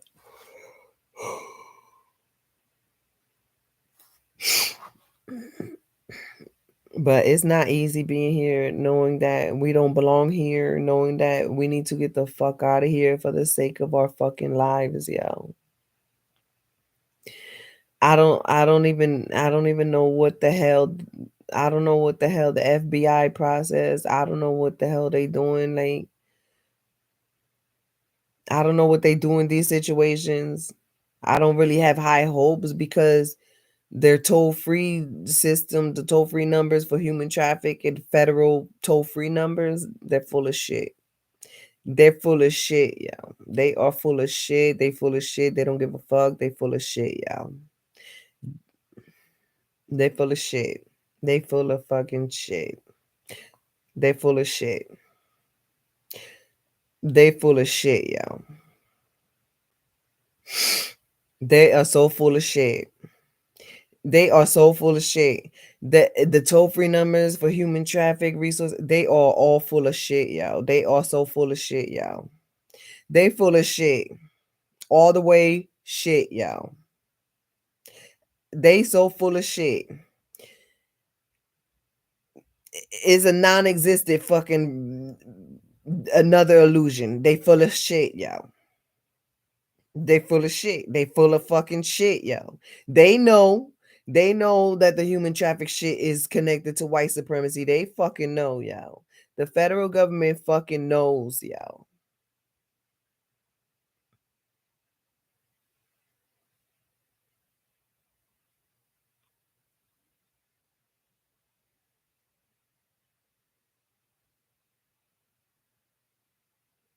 Yo, I read somewhere that one of the guys from the Soprano movie, he was found in, I think, in Jersey or the Bronx. He was found dead, that somebody threw him like a somebody threw him out the car dead. They think it was overdose, but it could be something else, because they don't know yet. From the dude from the Soprano movie, that he played a role of his uncle. His uncle in real life was in a mob or some shit. And he played his role in the Soprano. And they found him dead. Like, they threw him out the fucking car. Somebody threw him out the car dead. I think it was Jersey or the Bronx. But that's what I was raised with. I was raised when I was little. I was raised seeing mob hits. Philly, Jersey, New York, Tri-State. I was raised seeing mob hits, yo. Like like real life like that. I had a lot of Italian friends.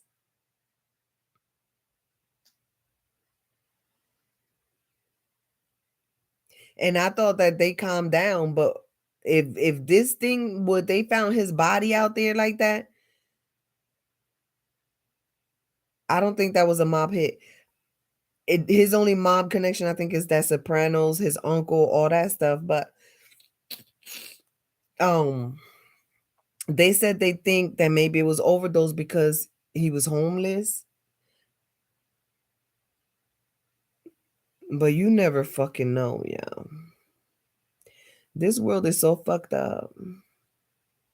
This world is so fucked up. You never know. I should go to bed.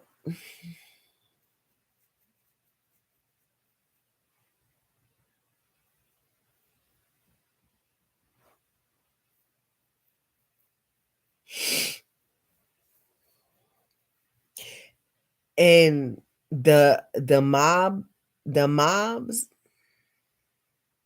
the old school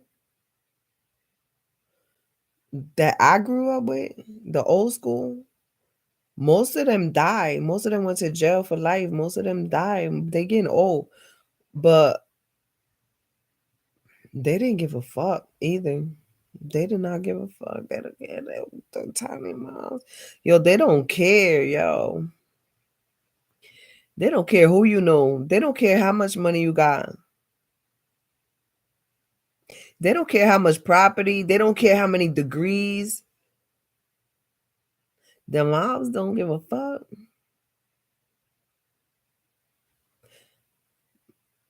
You gotta be stupid as fuck to cross one of them, yo. You gotta be really fucking like, you gotta be dumb as hell to cross the fucking mob, yo.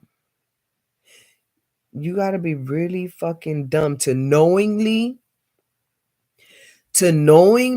fucking betray them, yo. To knowingly set out to fucking betray them.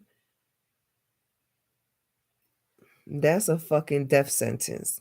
That's a motherfucking death sentence. I wonder what happened to Kennedy because they said that he betrayed the mob or some shit. I don't know.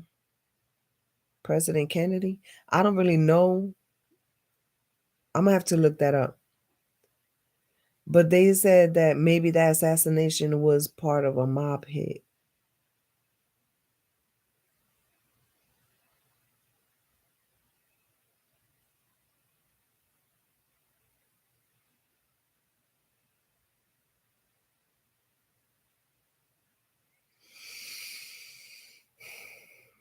I don't know why we can't just all fucking do what the fuck we gotta do to be human beings and not be out like fucking animals chasing the motherfucking dollars because they all roots the root of all this shit, all this fucking war, all this shit is bottom line is over fucking pennies, yeah.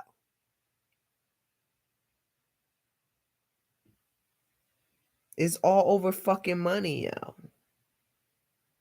It's all over fucking money, yo. That's why fuck yo. I don't give a fuck about none of this shit, yo. They can have all this shit. I don't give a fuck what the fuck they do with. I don't give a fuck.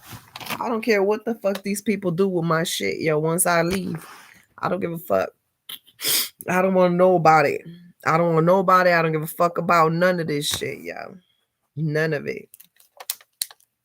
None of it. I don't give a fuck about none of this shit, yo. Because it's all envy, it's all jealousy, it's all people hate on me. People that got businesses, yeah. People that got businesses and money and property and fucking family and friends and community and they got all that shit, jobs and they hate on me for my little bit of fucking bullshit that I fucking accumulate. Yo, it's ignorance. It's fucking ignorance, yo. They hate my life, yo, because I'm disabled and because of American judge signed off to stamp me as a fucking mental case so I could stay the fuck out of the fucking workforce because I can be a fucking problem, right? So to avoid problems, that judge said, Jessica, you need to focus on raising your children so that they don't be a fucking problem for the world, okay? So that's what a fucking judge says. It's like these motherfuckers out here disrespect what the fuck judges sign off on, yeah. Judges don't just wake up and inherit their fucking position. So there's something about them that they got that fucking position to be fucking judges. So if a judge said it's best for me to fucking live my life raising my fucking kids as my job, then why the fuck these non-motherfucking judges out here that don't come close to what the fuck a judge qualifications are think that they could discriminate against me and how I live my motherfucking life? I don't understand these fucking people ignorance, yo. I don't understand it. They want to hate on what the fuck me and my children have and how the fuck we live because they want to turn us into fucking slaves when they don't know what the fuck they doing by forcing me to fucking work, yo.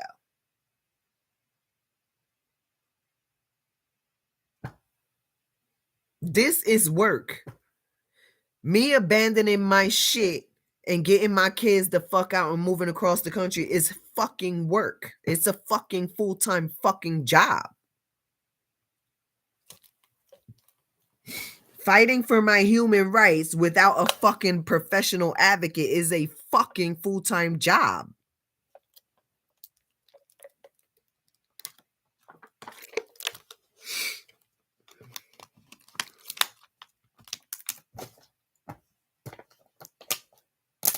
These white supremacists, these dumbass white supremacist human traffickers that brought me and my kids out here, the city of Yuma, Arizona need to go sue the fuck out of them for all the fucking stress they fucking put on the fucking city by bringing me and my kids out here. The city of Yuma Police Department, the state of Arizona police, the fucking FBI, y'all motherfuckers need to get together and sue those fucking white supremacy human traffic millionaire motherfuckers that brought my family out here, causing y'all all these fucking problems.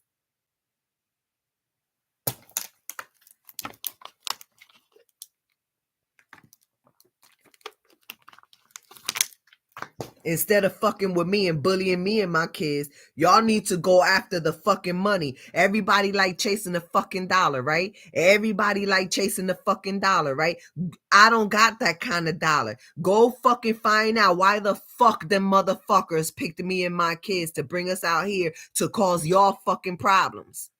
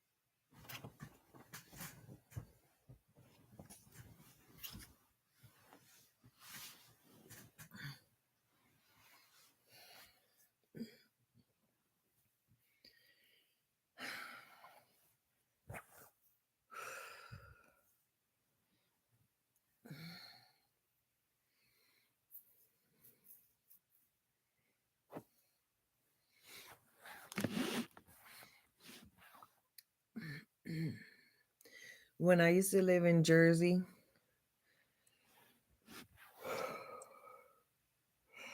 there was a rumor that because there was a homicide. I don't remember the name of the street, but I don't remember the name of the street, but I know it was connected to Clinton Ave all the way up. Was it Clinton Ave? It was around the corner from, it wasn't far from Tyler Street. I think it was called Greenville, maybe Greenfield, Green. I gotta look on the map. I don't remember the name of the street. I think it was like at the tail end of Clinton Ave or Hamilton Ave. No, not Hamilton. That's south, right? Anyway, not far from my neighborhood, there was one of those like historical, almost mansion, and doctors. A doctor and his wife. I don't know if she was a doctor too, but I know doctors. It was a homicide with them. And it was a rumor that that was a mob hit. And it was constant. It was like a constant. Like that was just like the norm for my neighborhood to like have that type of shit happen. Like that was just like what happened. That was like we talking about the 80s, 1980s, 1980s, 1990s. It calmed down a little bit in mid 90s, but that was the norm. It didn't matter if you were a doctor, a lawyer, it didn't matter if you was a celebrity, it didn't matter who you was. Like you could get it. That's how it was. And it calmed down a lot. Like it calmed down a lot, but so when somebody say go back to the slums you came from, it's like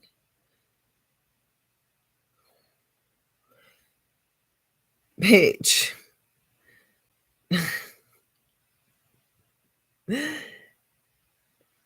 What you mean go back to the slums, bitch? All the way from the White House all the way to the fucking border of Mexico, bitch. This whole fucking country is fucked up. What the fuck you talking about slums? This whole fucking country is fucked up, yeah. Like how dare somebody who lives on the border of Mexico, which is make America great again, it's like a downgrade. How the fuck somebody from out here? I don't understand because it goes from the dirt is everywhere, y'all. The dirt is everywhere. It's a matter of it's a matter of how highly educated are you?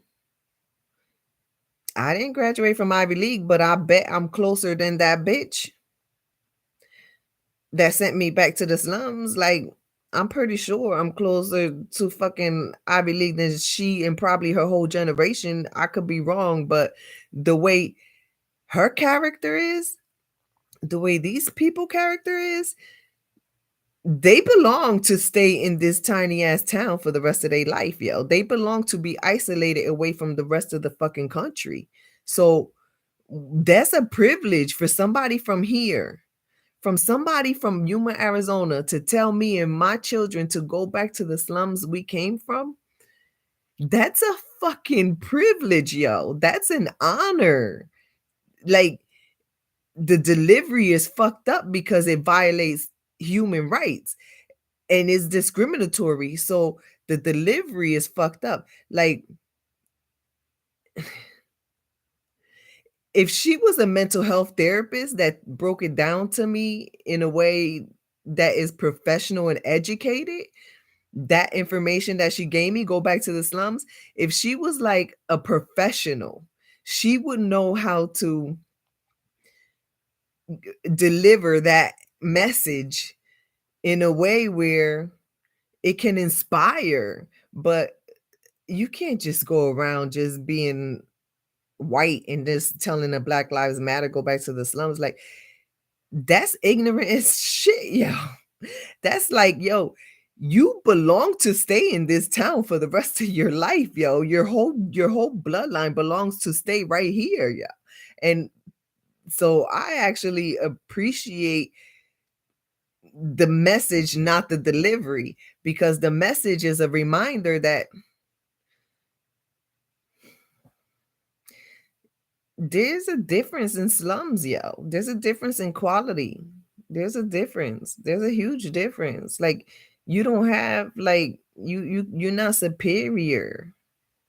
So it's a privilege to for me to follow that direction, because that reminder, because I already knew it, but you just can't go around life with an air of being better because of the color of your skin. It's just is ignorant. It's annoying as fuck, yeah.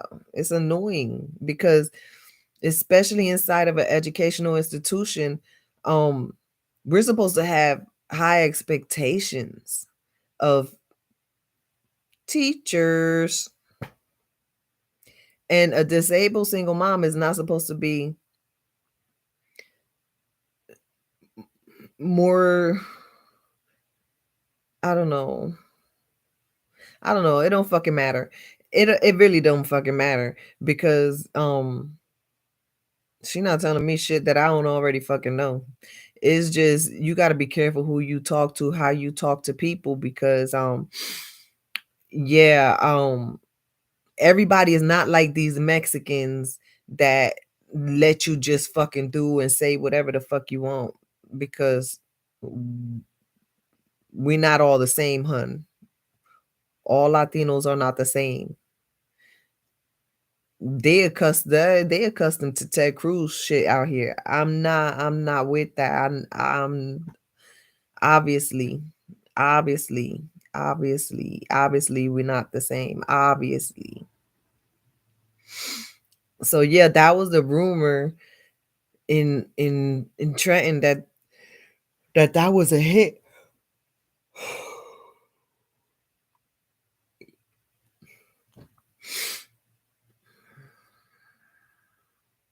And I've lived through seeing a lot of them hits like that. A lot, yo.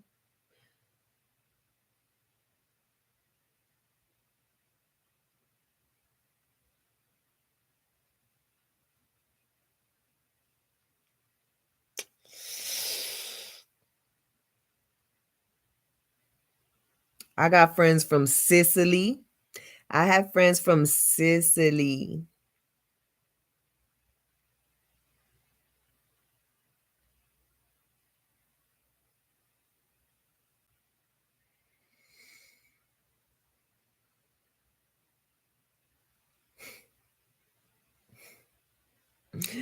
Yep. Yep. I'm not gonna drop name bombs. I'm not gonna drop name bombs because it's not even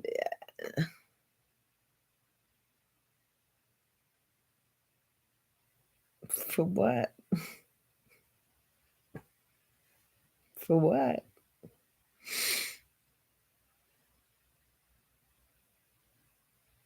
There's a whole world outside of Yuma, Arizona. It's a privilege to fucking get the fuck out and go back to wherever the fuck. It's a privilege because it's a whole world outside of here, yo. This tiny town is confinement. It's a whole world outside of here, yo. It's a privilege to get the fuck out, yo. Ah.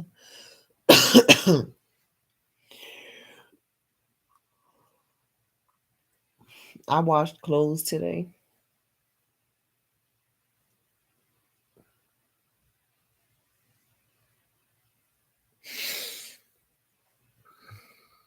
They swindled me out of my washer and dryer, my other, because I had another set of front load washer and dryer. They swindled me out of that shit too.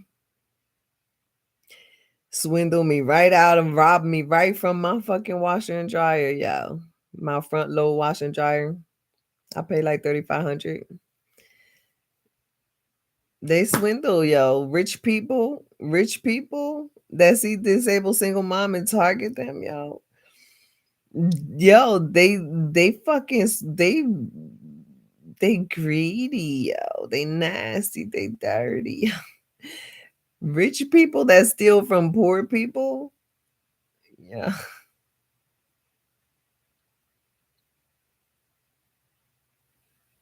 That's one thing that the Italians that I grew up around. No, no, no. They don't do that shit. No, no. They give back to the community. They look out for the vulnerable. They it's a difference. It's a difference in slums, yo. It's a difference. It's a difference. I don't know where the fuck these people out here come from. These superior white supremacist people. Where the fuck do they come from, y'all? They damn sure don't come from the East Coast. Nope. They come from the pits of hell. Pits of fucking hell.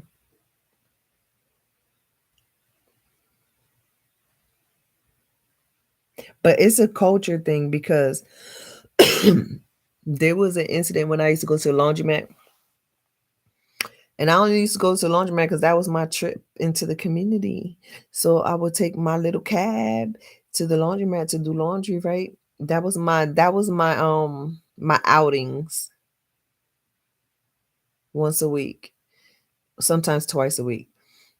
And then until I had a situation and I don't know where they from. They another nationality. I don't know where they from.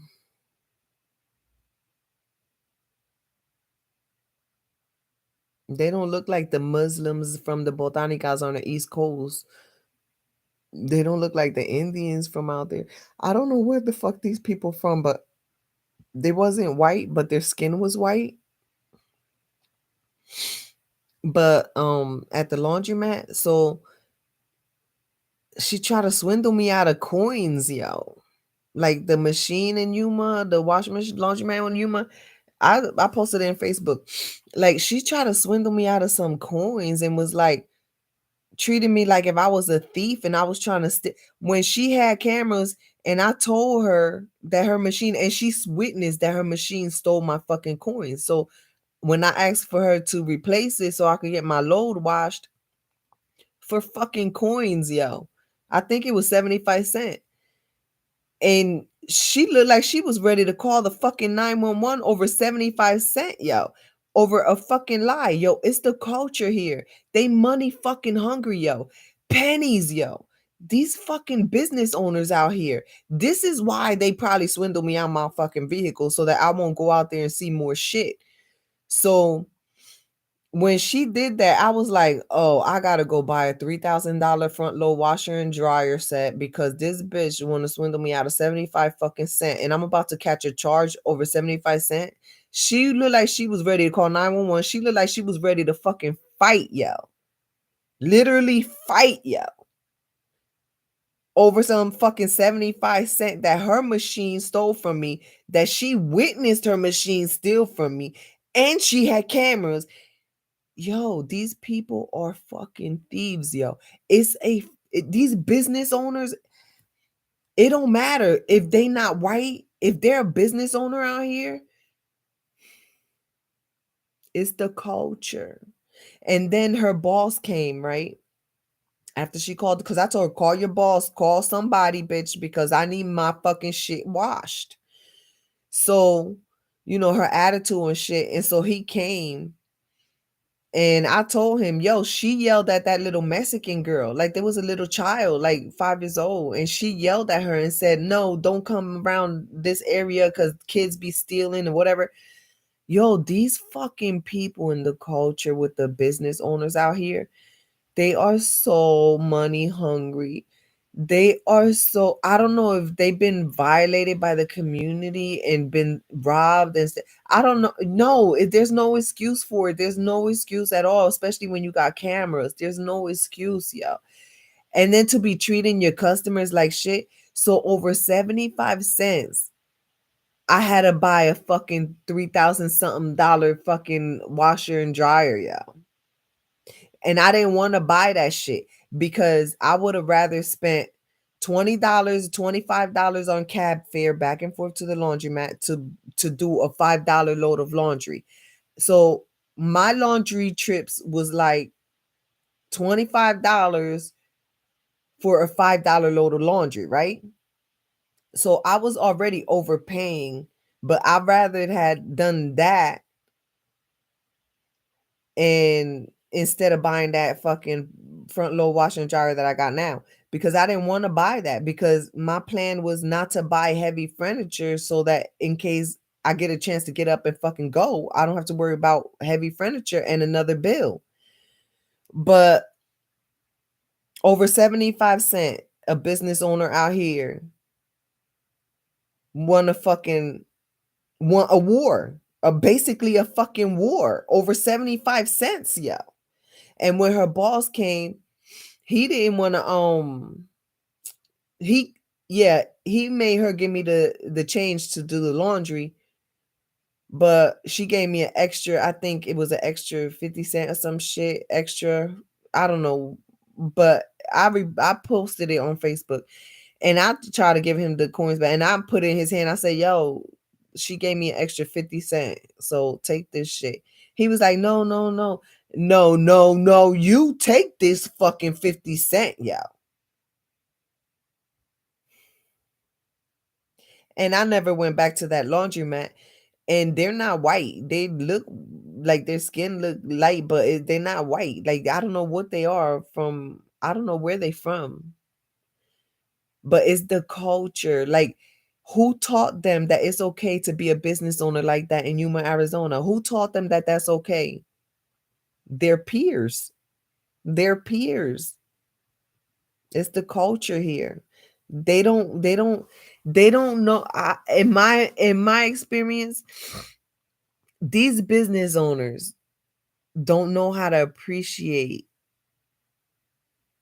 a quality loyal customer, yeah.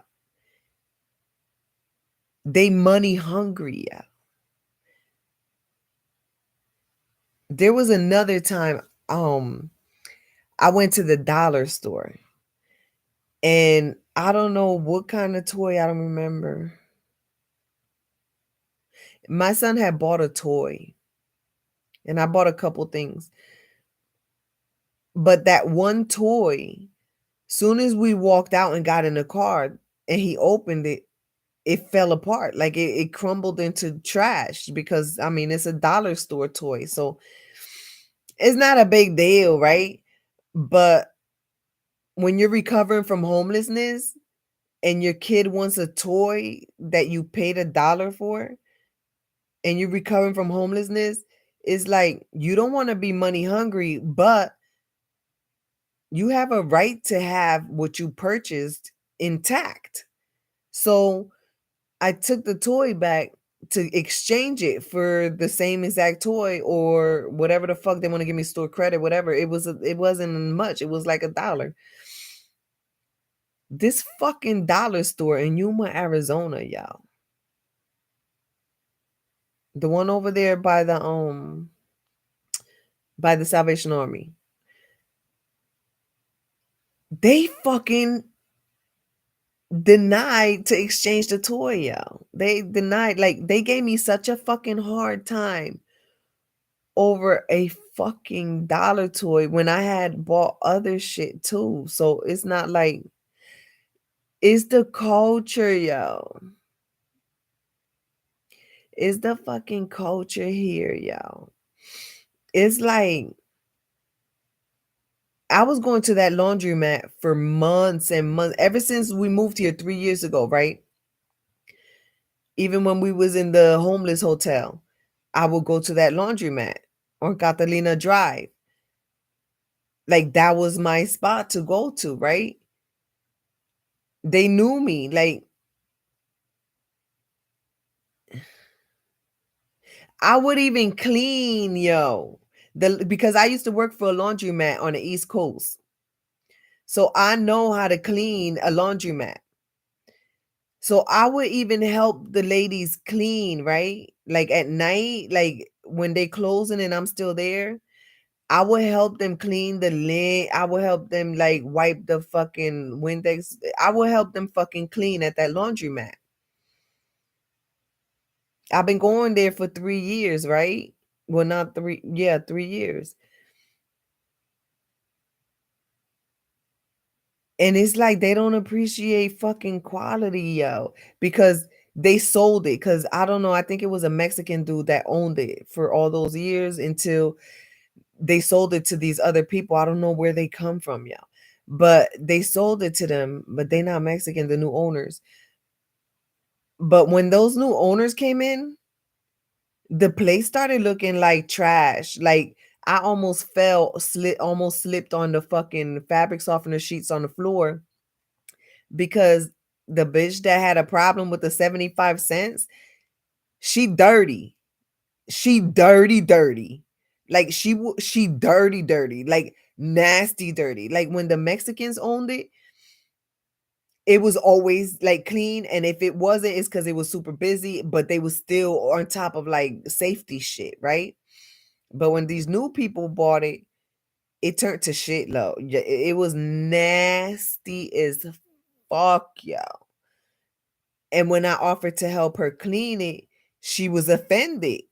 And I'm like, yo, what the like they don't appreciate quality, yo. Like these business owners, they don't appreciate loyalty. They don't appreciate quality. They are entitled as fuck over pennies, yo.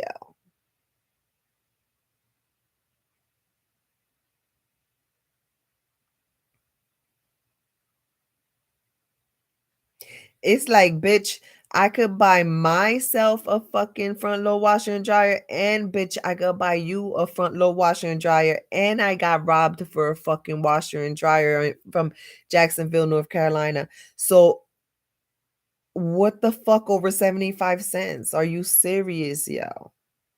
You gonna fucking treat me like a fucking criminal over 75 cents that you witnessed your bum ass machine stole from me?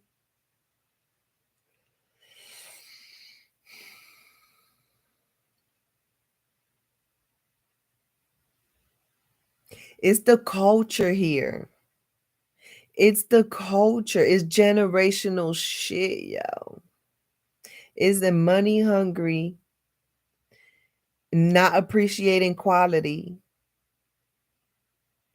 and just ignorant. And then when you give them back the same fucking treatment that they give you, because they own businesses and property and because they got more money than you, they feel like they could call 911 on you and concoct a whole motherfucking series of fucking allegations against you and conspire to bring you down. And then they want to label you crazy and discriminate against you for being disabled and bug the fuck out after the trauma they put you through. I can't win here. All these motherfuckers win. I let them all win. Yo, y'all win, yo. Y'all win. Y'all bullied my family. Y'all targeted us. Y'all fucking profited off of crimes against us. Y'all fucking win, yo. Y'all win. Bitch, I never belonged here and I don't want to fucking belong here. Like, this is not what the fuck I'm about. Like, I'm better than this shit, yo.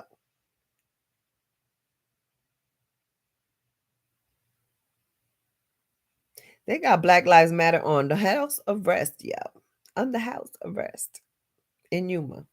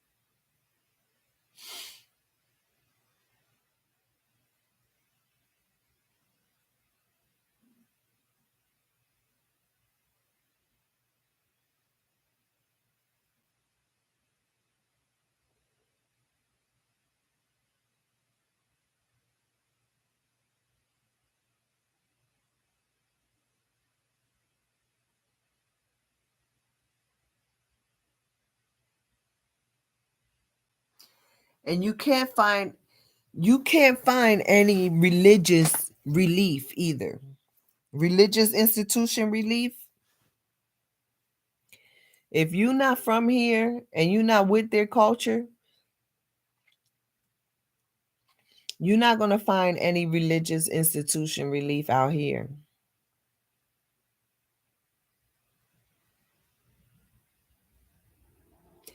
I went to a church that is inside near that water tower. There's like a civic center. So there was like a church in there. I think I don't know what kind of church they was.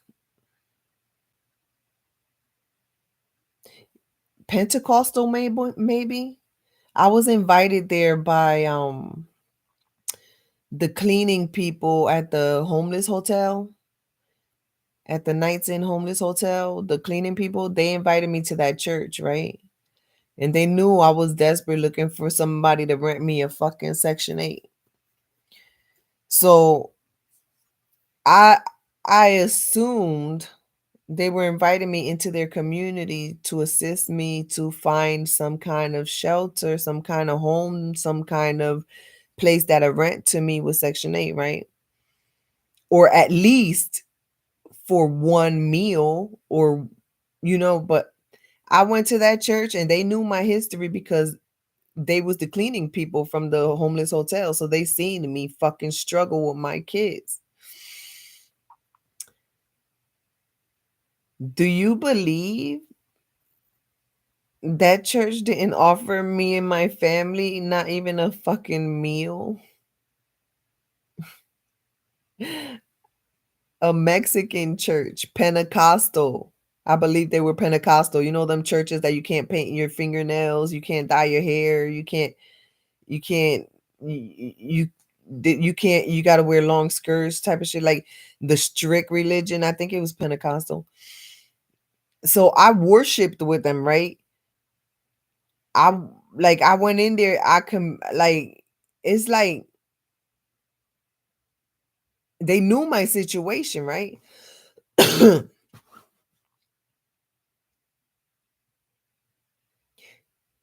They didn't even offer me or my kids not even a meal, yeah. Not even one meal. That's crazy to me because they're the first ones to judge. They're the first ones to teach you. Don't do this, don't do that. But they see a disabled single mother that looks like a foreigner struggling with basic needs.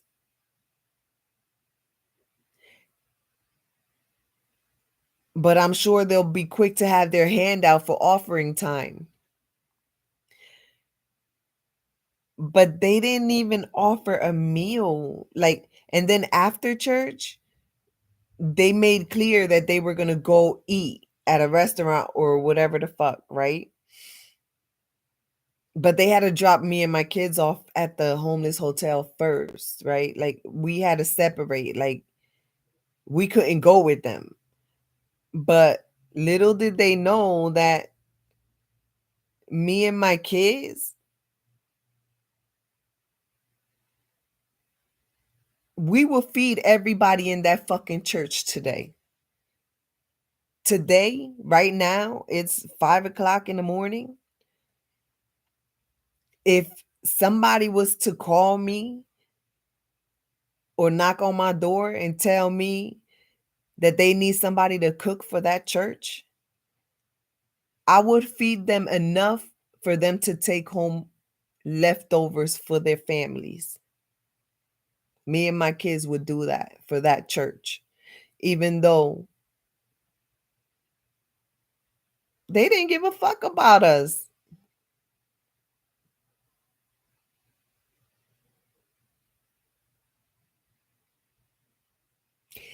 And after they did what they did, right? I still visited them at the homeless hotel. I still visited them cleaning people. And I gave them my phone number. because they know that me and my children are here with no family or friends and from across country. So I gave them my phone number and I told them to stay in touch with me, right? It's a small town. I don't know nobody here. So I told them, stay in touch with me because I have to unpack a lot of stuff and I have a lot of stuff to get rid of and I don't know who to give it to. So if they could have took it, right? That church has not called me not one time, yo. I think it's a Pentecostal church too, yo. Mexican.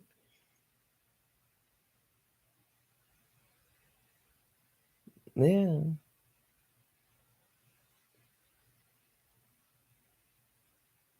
It's a lot of shit about people being money hungry, being selfish, being greedy, but they got businesses, they got religion, they got property, they got community, they got family, they got friends, but their culture is just it's so greedy and selfish. It's like it hits every fucking everywhere, yo. It's everywhere. It's everywhere. It's like the mentality here is like I've never seen so much greed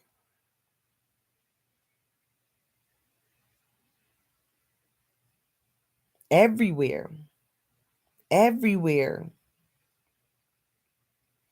Auto service community, religious community, educational institutions. Yo, it's every fucking where. The only fucking generous people that I have seen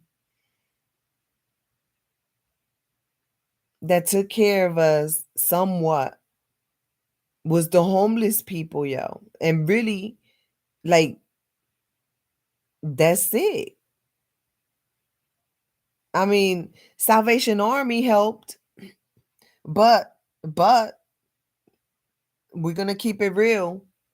I had to continuously beg them. It's not like they said we're gonna fucking sponsor you and make sure you get where you need to go to be safe and secure. No, I had to continuously beg them.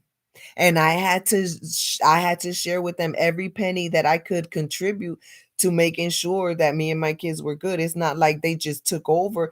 No, I had to beg them. Like the guy that was in charge, the white guy, he was cool. And I don't think he has any idea what his Mexican employees how they were towards me. Like one of his Mexican employees, she's I don't know if she got the gossip from the rest of the people in this tight ass fucking town that like to gossip and shit. But she treated me like, yo, I had a beg.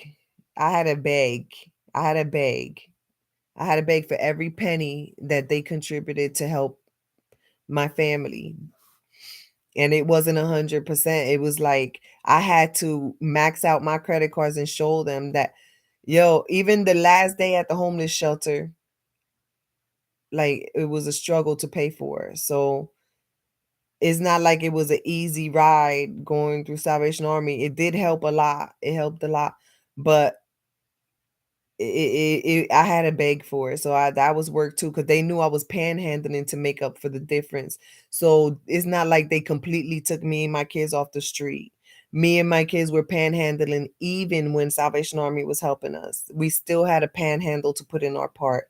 So it's not like they completely, took over and helped us. But where I come from, they try to keep families off the street from panhandling because that don't look good. That don't look good for no city in the United States of America to have a disabled single mother panhandling with her minor children. That shit don't look good for no fucking body, yo. And out here, it's like normal for them.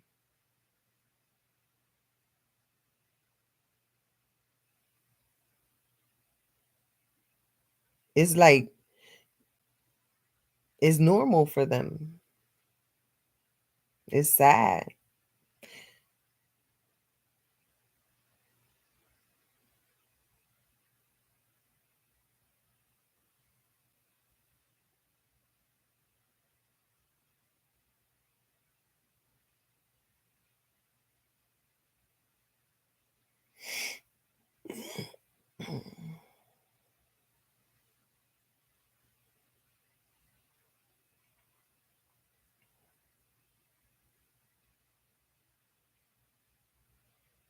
It's a lot. It's a lot. It's a lot of shit that we seen and been through in 3 years. It's a lot. It's like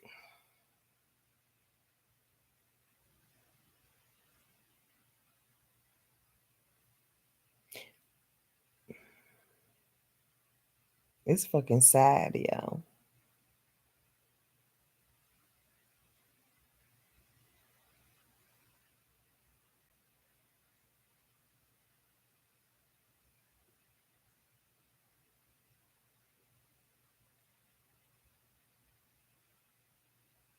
It don't even feel like America here.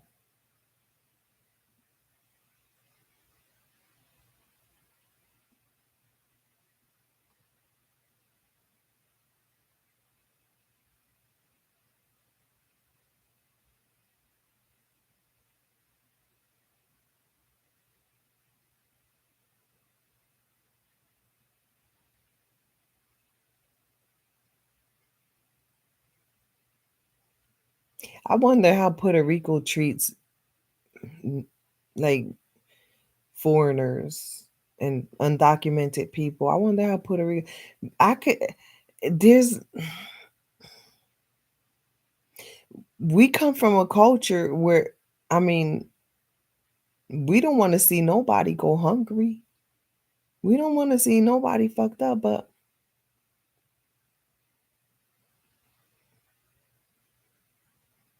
out here is different.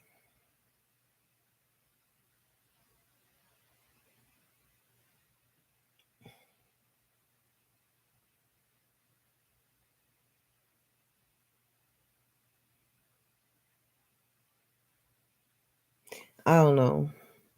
I'm getting tired though.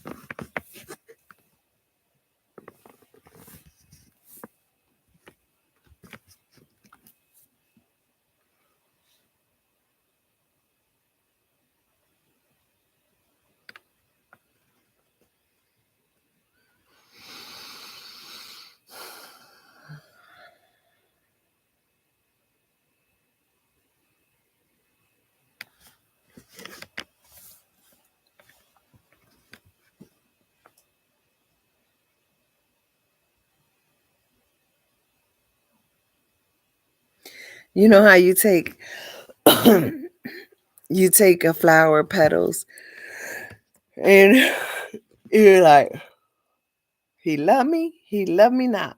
He love me, he love me not with the flower petals and you peel them off the flower and I feel like I'm taking live every day of my life. I'm living in Yuma And I'm feel like every breath I take is taking flowers off the petals.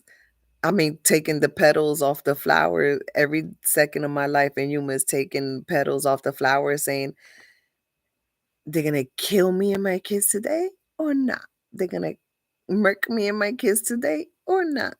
Every second, they're gonna murk me and my kids today or not? They're gonna murk us today or not? I live my life like that in Yuma, y'all. It's like, are they gonna murk us today or not? Are they gonna murk us today or not? That's how I live my life. Every second of my life in Yuma is threatened. Every second of my life breathing in Yuma is like, are they gonna murk us today or not? Which one of my children are they gonna murk? Like every breath I take is like taking a petal off of a flower. Like, do they murk my high schooler today or do they murk my middle schooler today? Do they murk me today? Do they murk all of us today or not? Like every fucking second, yeah. That's how traumatizing it is to be Black Lives Matter in Yuma, Arizona, because they sabotage you, they conspire against you, they bring you down, they break you down. It's like, what does a community get from being so fucking dirty? The that the only ones that could fucking prosper is you're fucking elk. Fucking disgusting. It's just disgusting. Yeah, it is. It really is.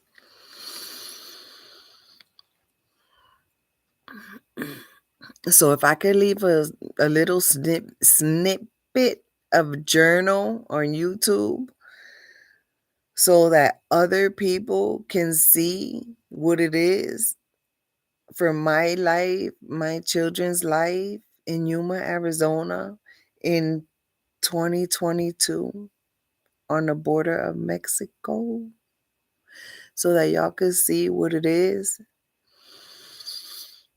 Whether or not whatever happens in the future,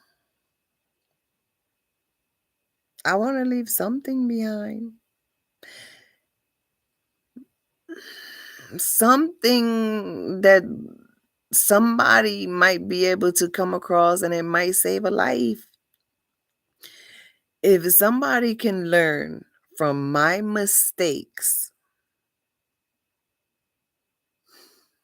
if somebody's life can be improved and better quality from learning my mistakes, if somebody can avoid tragedy, the crisis that me and my family are going through, if somebody can avoid going through it from learning from my mistakes,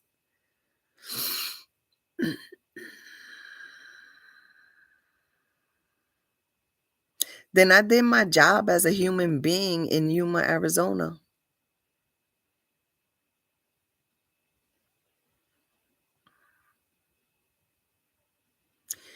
Be very careful who you call your friend.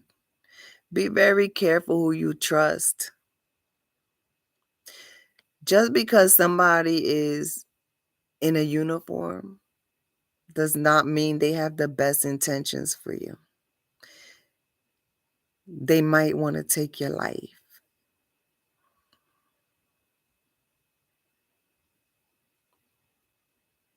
They might do everything in their power to destroy your life and your children's lives. People in uniform do that too. Not all of them. They're not all the same. We got to put sugar on shit. They're not all the same. Got to sugarcoat shit. Like we got to and we do have to try to balance. We do have to try to stay open-minded because we are dealing with humans and not animals, no matter how it appears.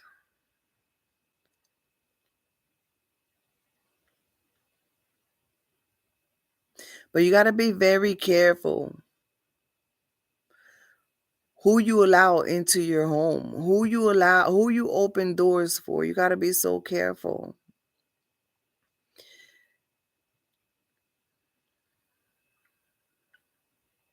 Just because somebody say they a millionaire, just because somebody got properties all over the United States, just because somebody got money, $1 million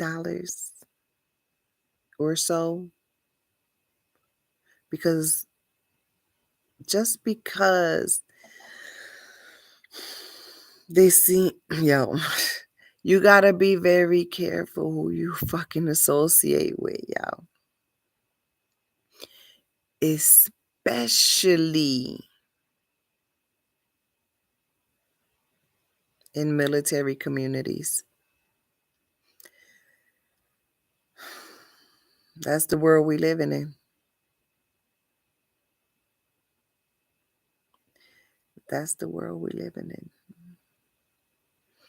People don't give a fuck about disabilities and human rights and children's safety, security, stability, and lives. There's a lot of people out there that don't give a fuck about that. If you are Black Lives Matter, they see you as an animal, not as a human being.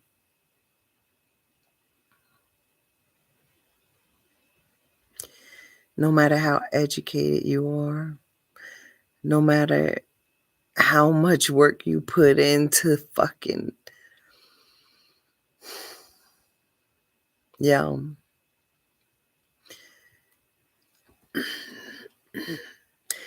There's a lot of people who appear to be clean, but they dirty. And they appear to be clean because of the stars and stripes that they fucking have. They appear to be clean because of all the money they have. They appear to be clean because they're members of religion institutions. They appear to be clean because they have degrees. They appear to be clean because they are interracial. They appear to be clean because it's a facade. It's an illusion. A lot of people, they like live their lives. Like they're focused, and a lot of people focus, like they live their lives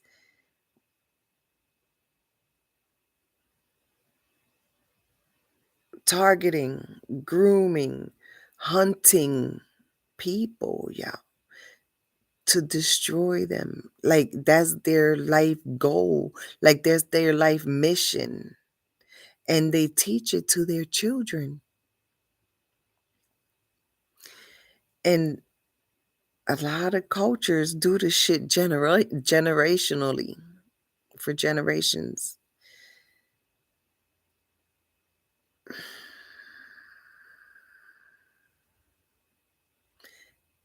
And that's not good, yo. That's trash. That is basura, gente basura. That's gente come mierda. They think that they're superior. And usually they're the dumbest motherfuckers you will ever come across. Yeah. Dumb. Like dumb, yo.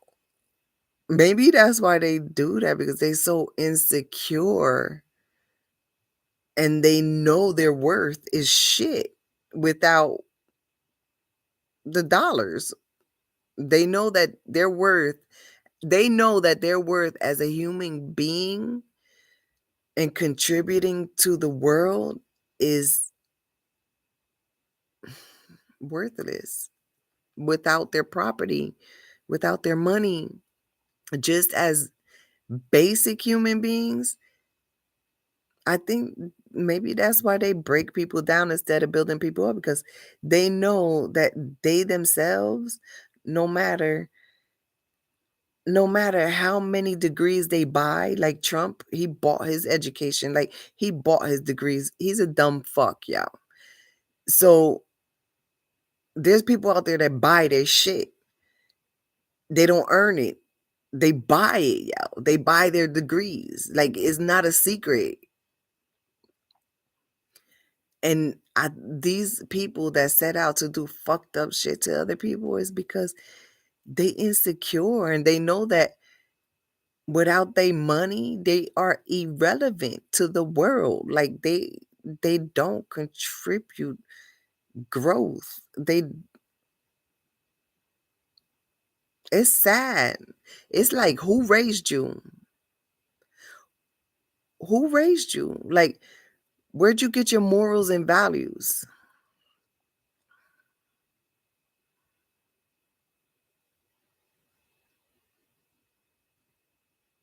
It's sad. It's sad that there's people around with a lot of money that are dumb as fuck because that's dangerous. That's a dangerous combination to be rich and dumb. That is dangerous. That equals danger. Rich and dumb as fuck equal danger. Yeah. That shit equals fucking danger. That's danger.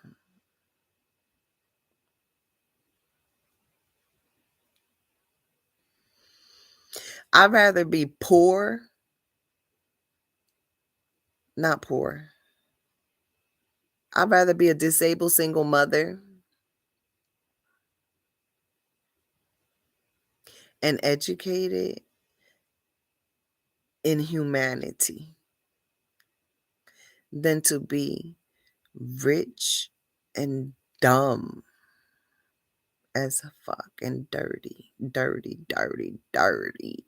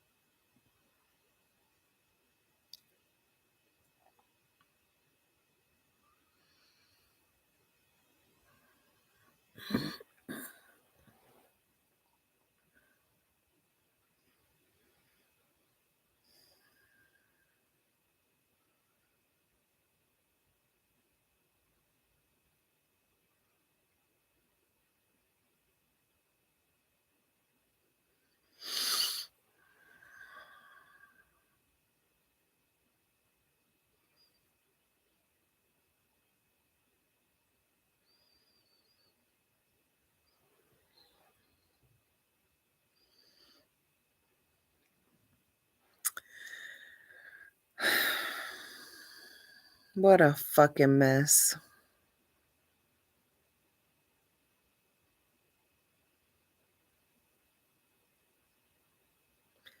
What a fucking mess, yo.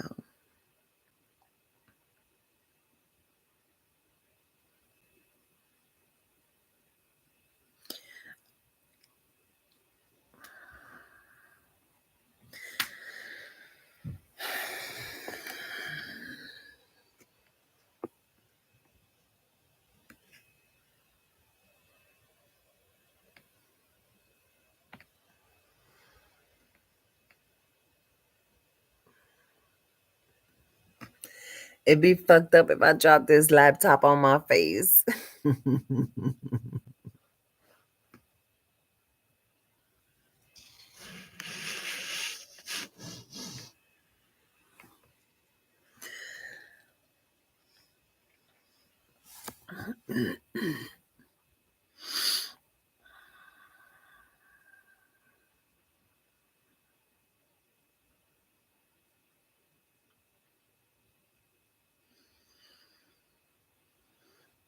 Dirty, dirty, dirty, yo. People fucking dirty, yo. Dirty, fucking dirty, yo. Dirty, dirty, dirty. I don't know how people could be so dirty. It's like, ew. Bitch, you dirty. Yo, how they could be so nasty, yo. Have all that property, all that money, all the businesses, all that shit, all that fucking really shit, yo, and be dirty, yo.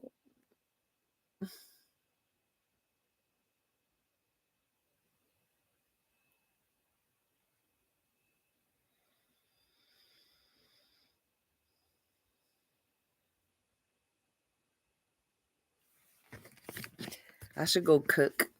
I'm hungry. It's like I haven't ate for days, yo. I ate good last night. I ate good, but I'm hungry again. I think I'll make some plátanos with eggs. I don't have any aguacate.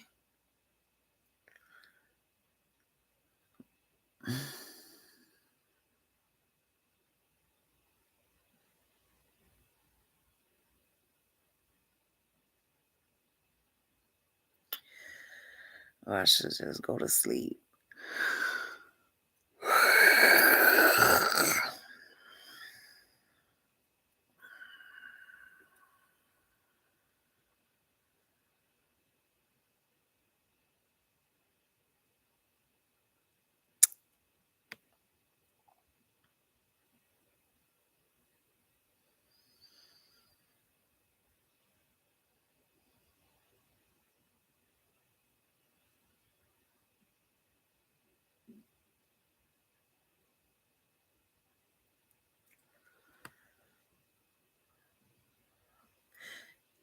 I gotta clean the kids' room, yo. We gotta get rid of so much shit.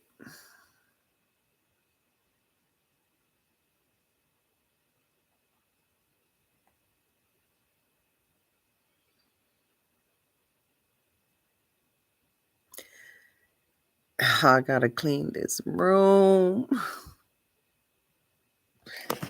It's not too bad, but I gotta go through their toys. Like all the toys, I gotta go through them because they don't even play with half of these toys.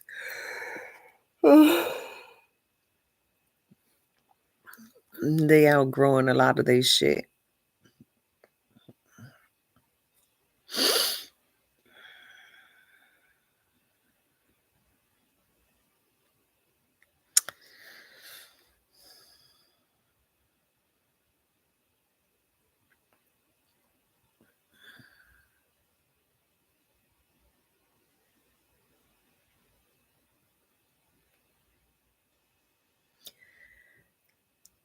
Yeah.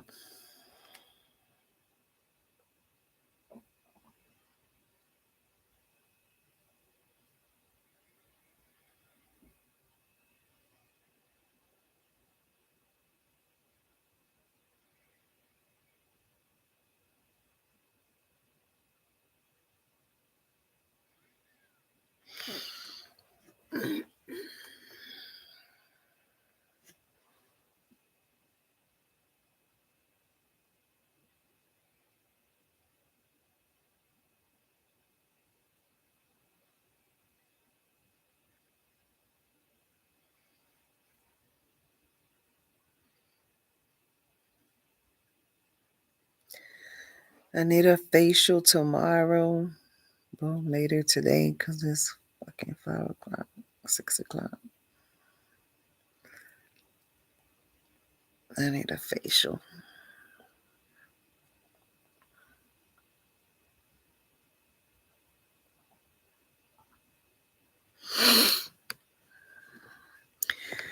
Anyway, I gotta go eat something, brush my teeth, and go to sleep.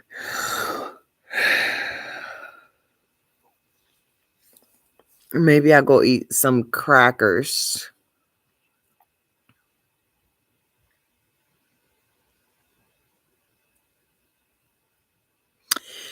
Crackers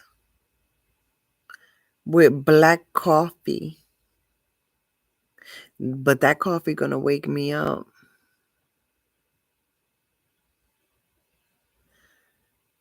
I want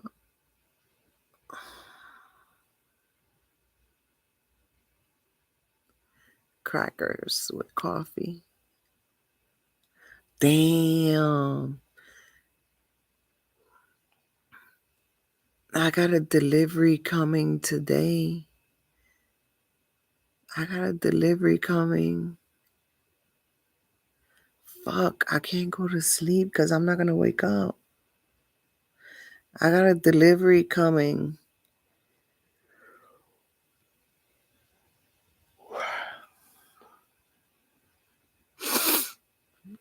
I got a delivery coming. I can't go to sleep because if I go to sleep, fuck, I'm not gonna want to wake up.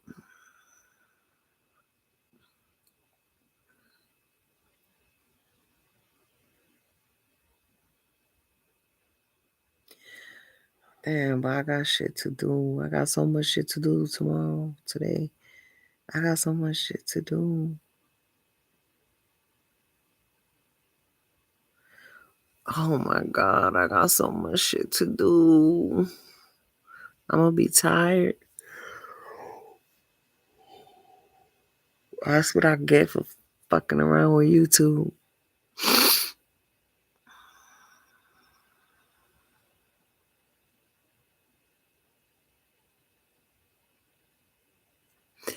So my son back at that school, right? I think I broke it down to y'all why he's back at that fucking school.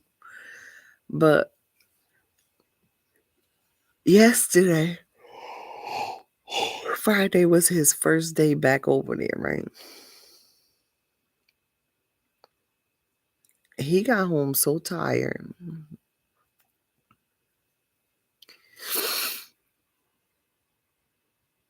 It's so emotionally draining.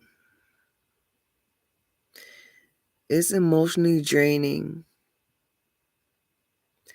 So fucking emotionally draining for an adult, for me. I'm going into my 50s real soon, y'all. It's so emotionally draining for me. Can you imagine for a 13-year-old child, y'all?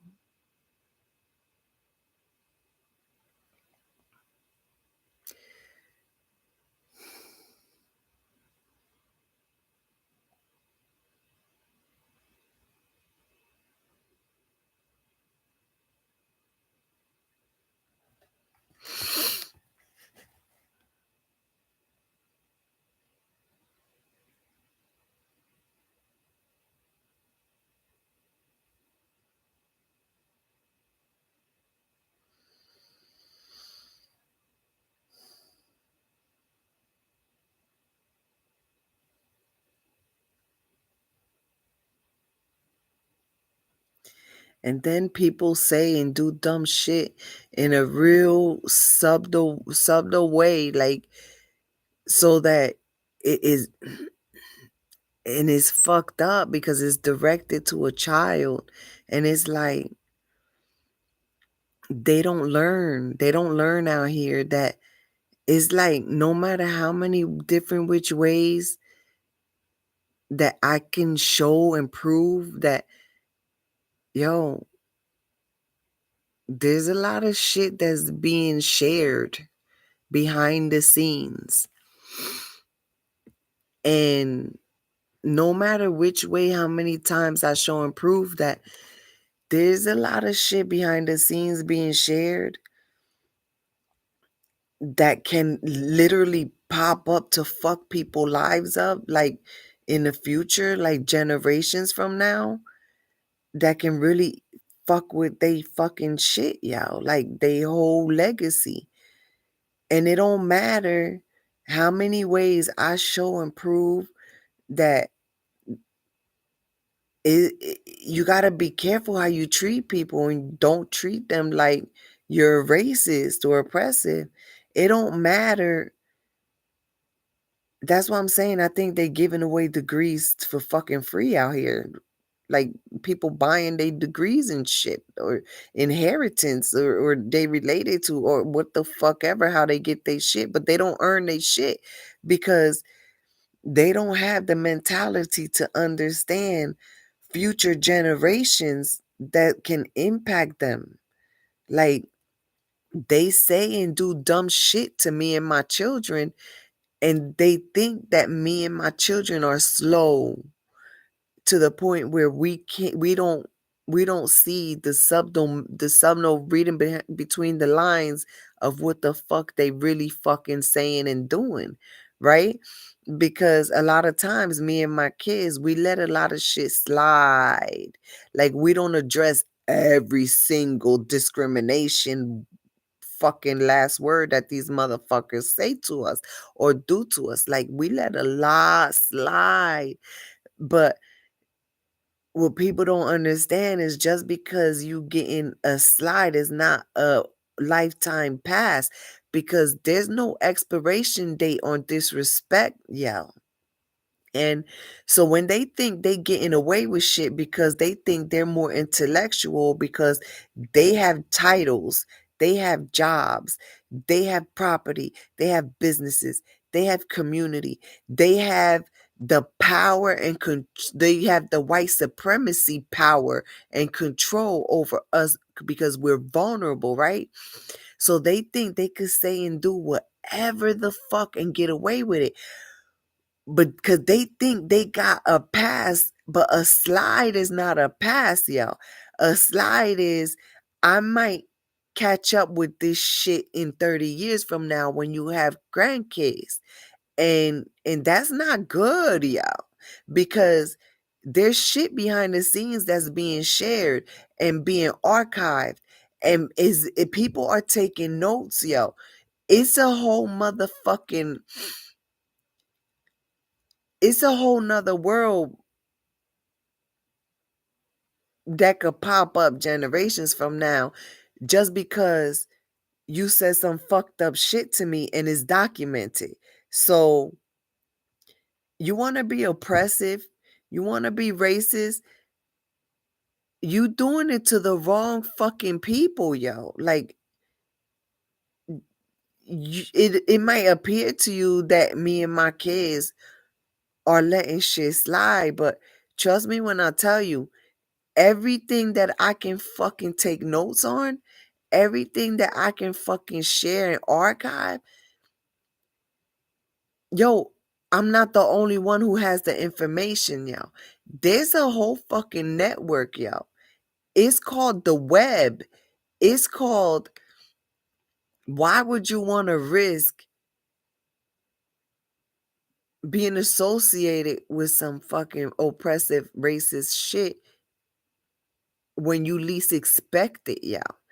Like, when you do that type of shit to the wrong people, you never know when that's going to pop back up. So, for all those who think they got the last word on being oppressive and racist towards me and my kids,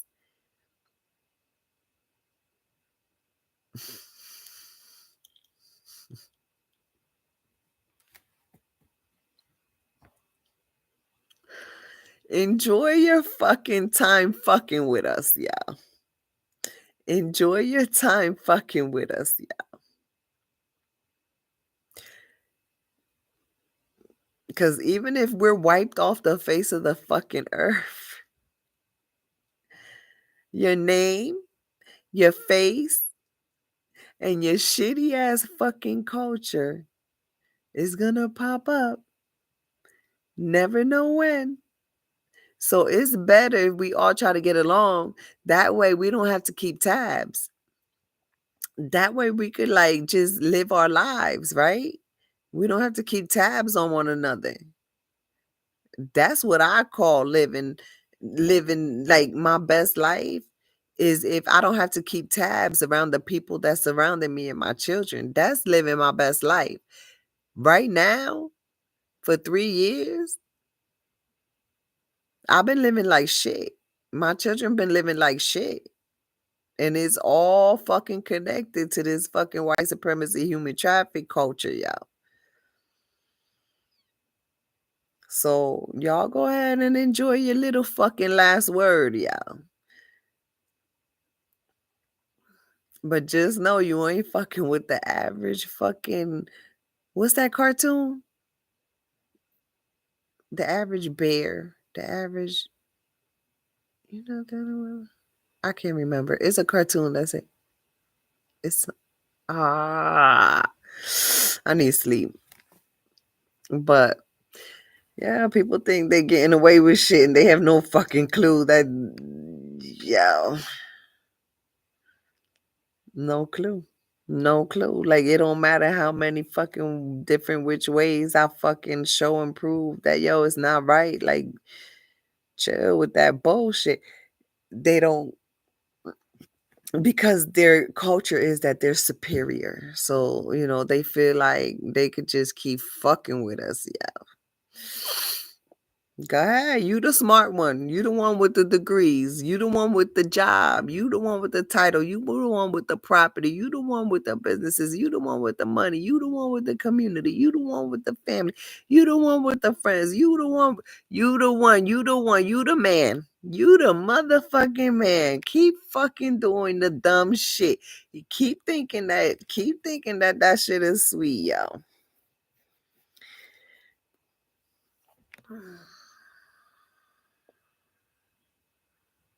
That's why there's no need for me to get upset and rah rah and hoop and holler and there's no need no more. There's no need no more for the dramatics. There's no need for the dramatics, yo. There's no need no more. There's no need because there's no need no more for the extra bullshit. There's no need because I take very good notes.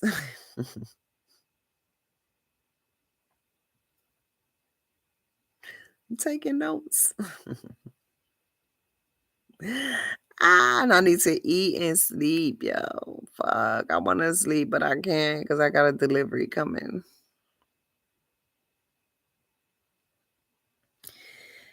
Anyway, I'm out.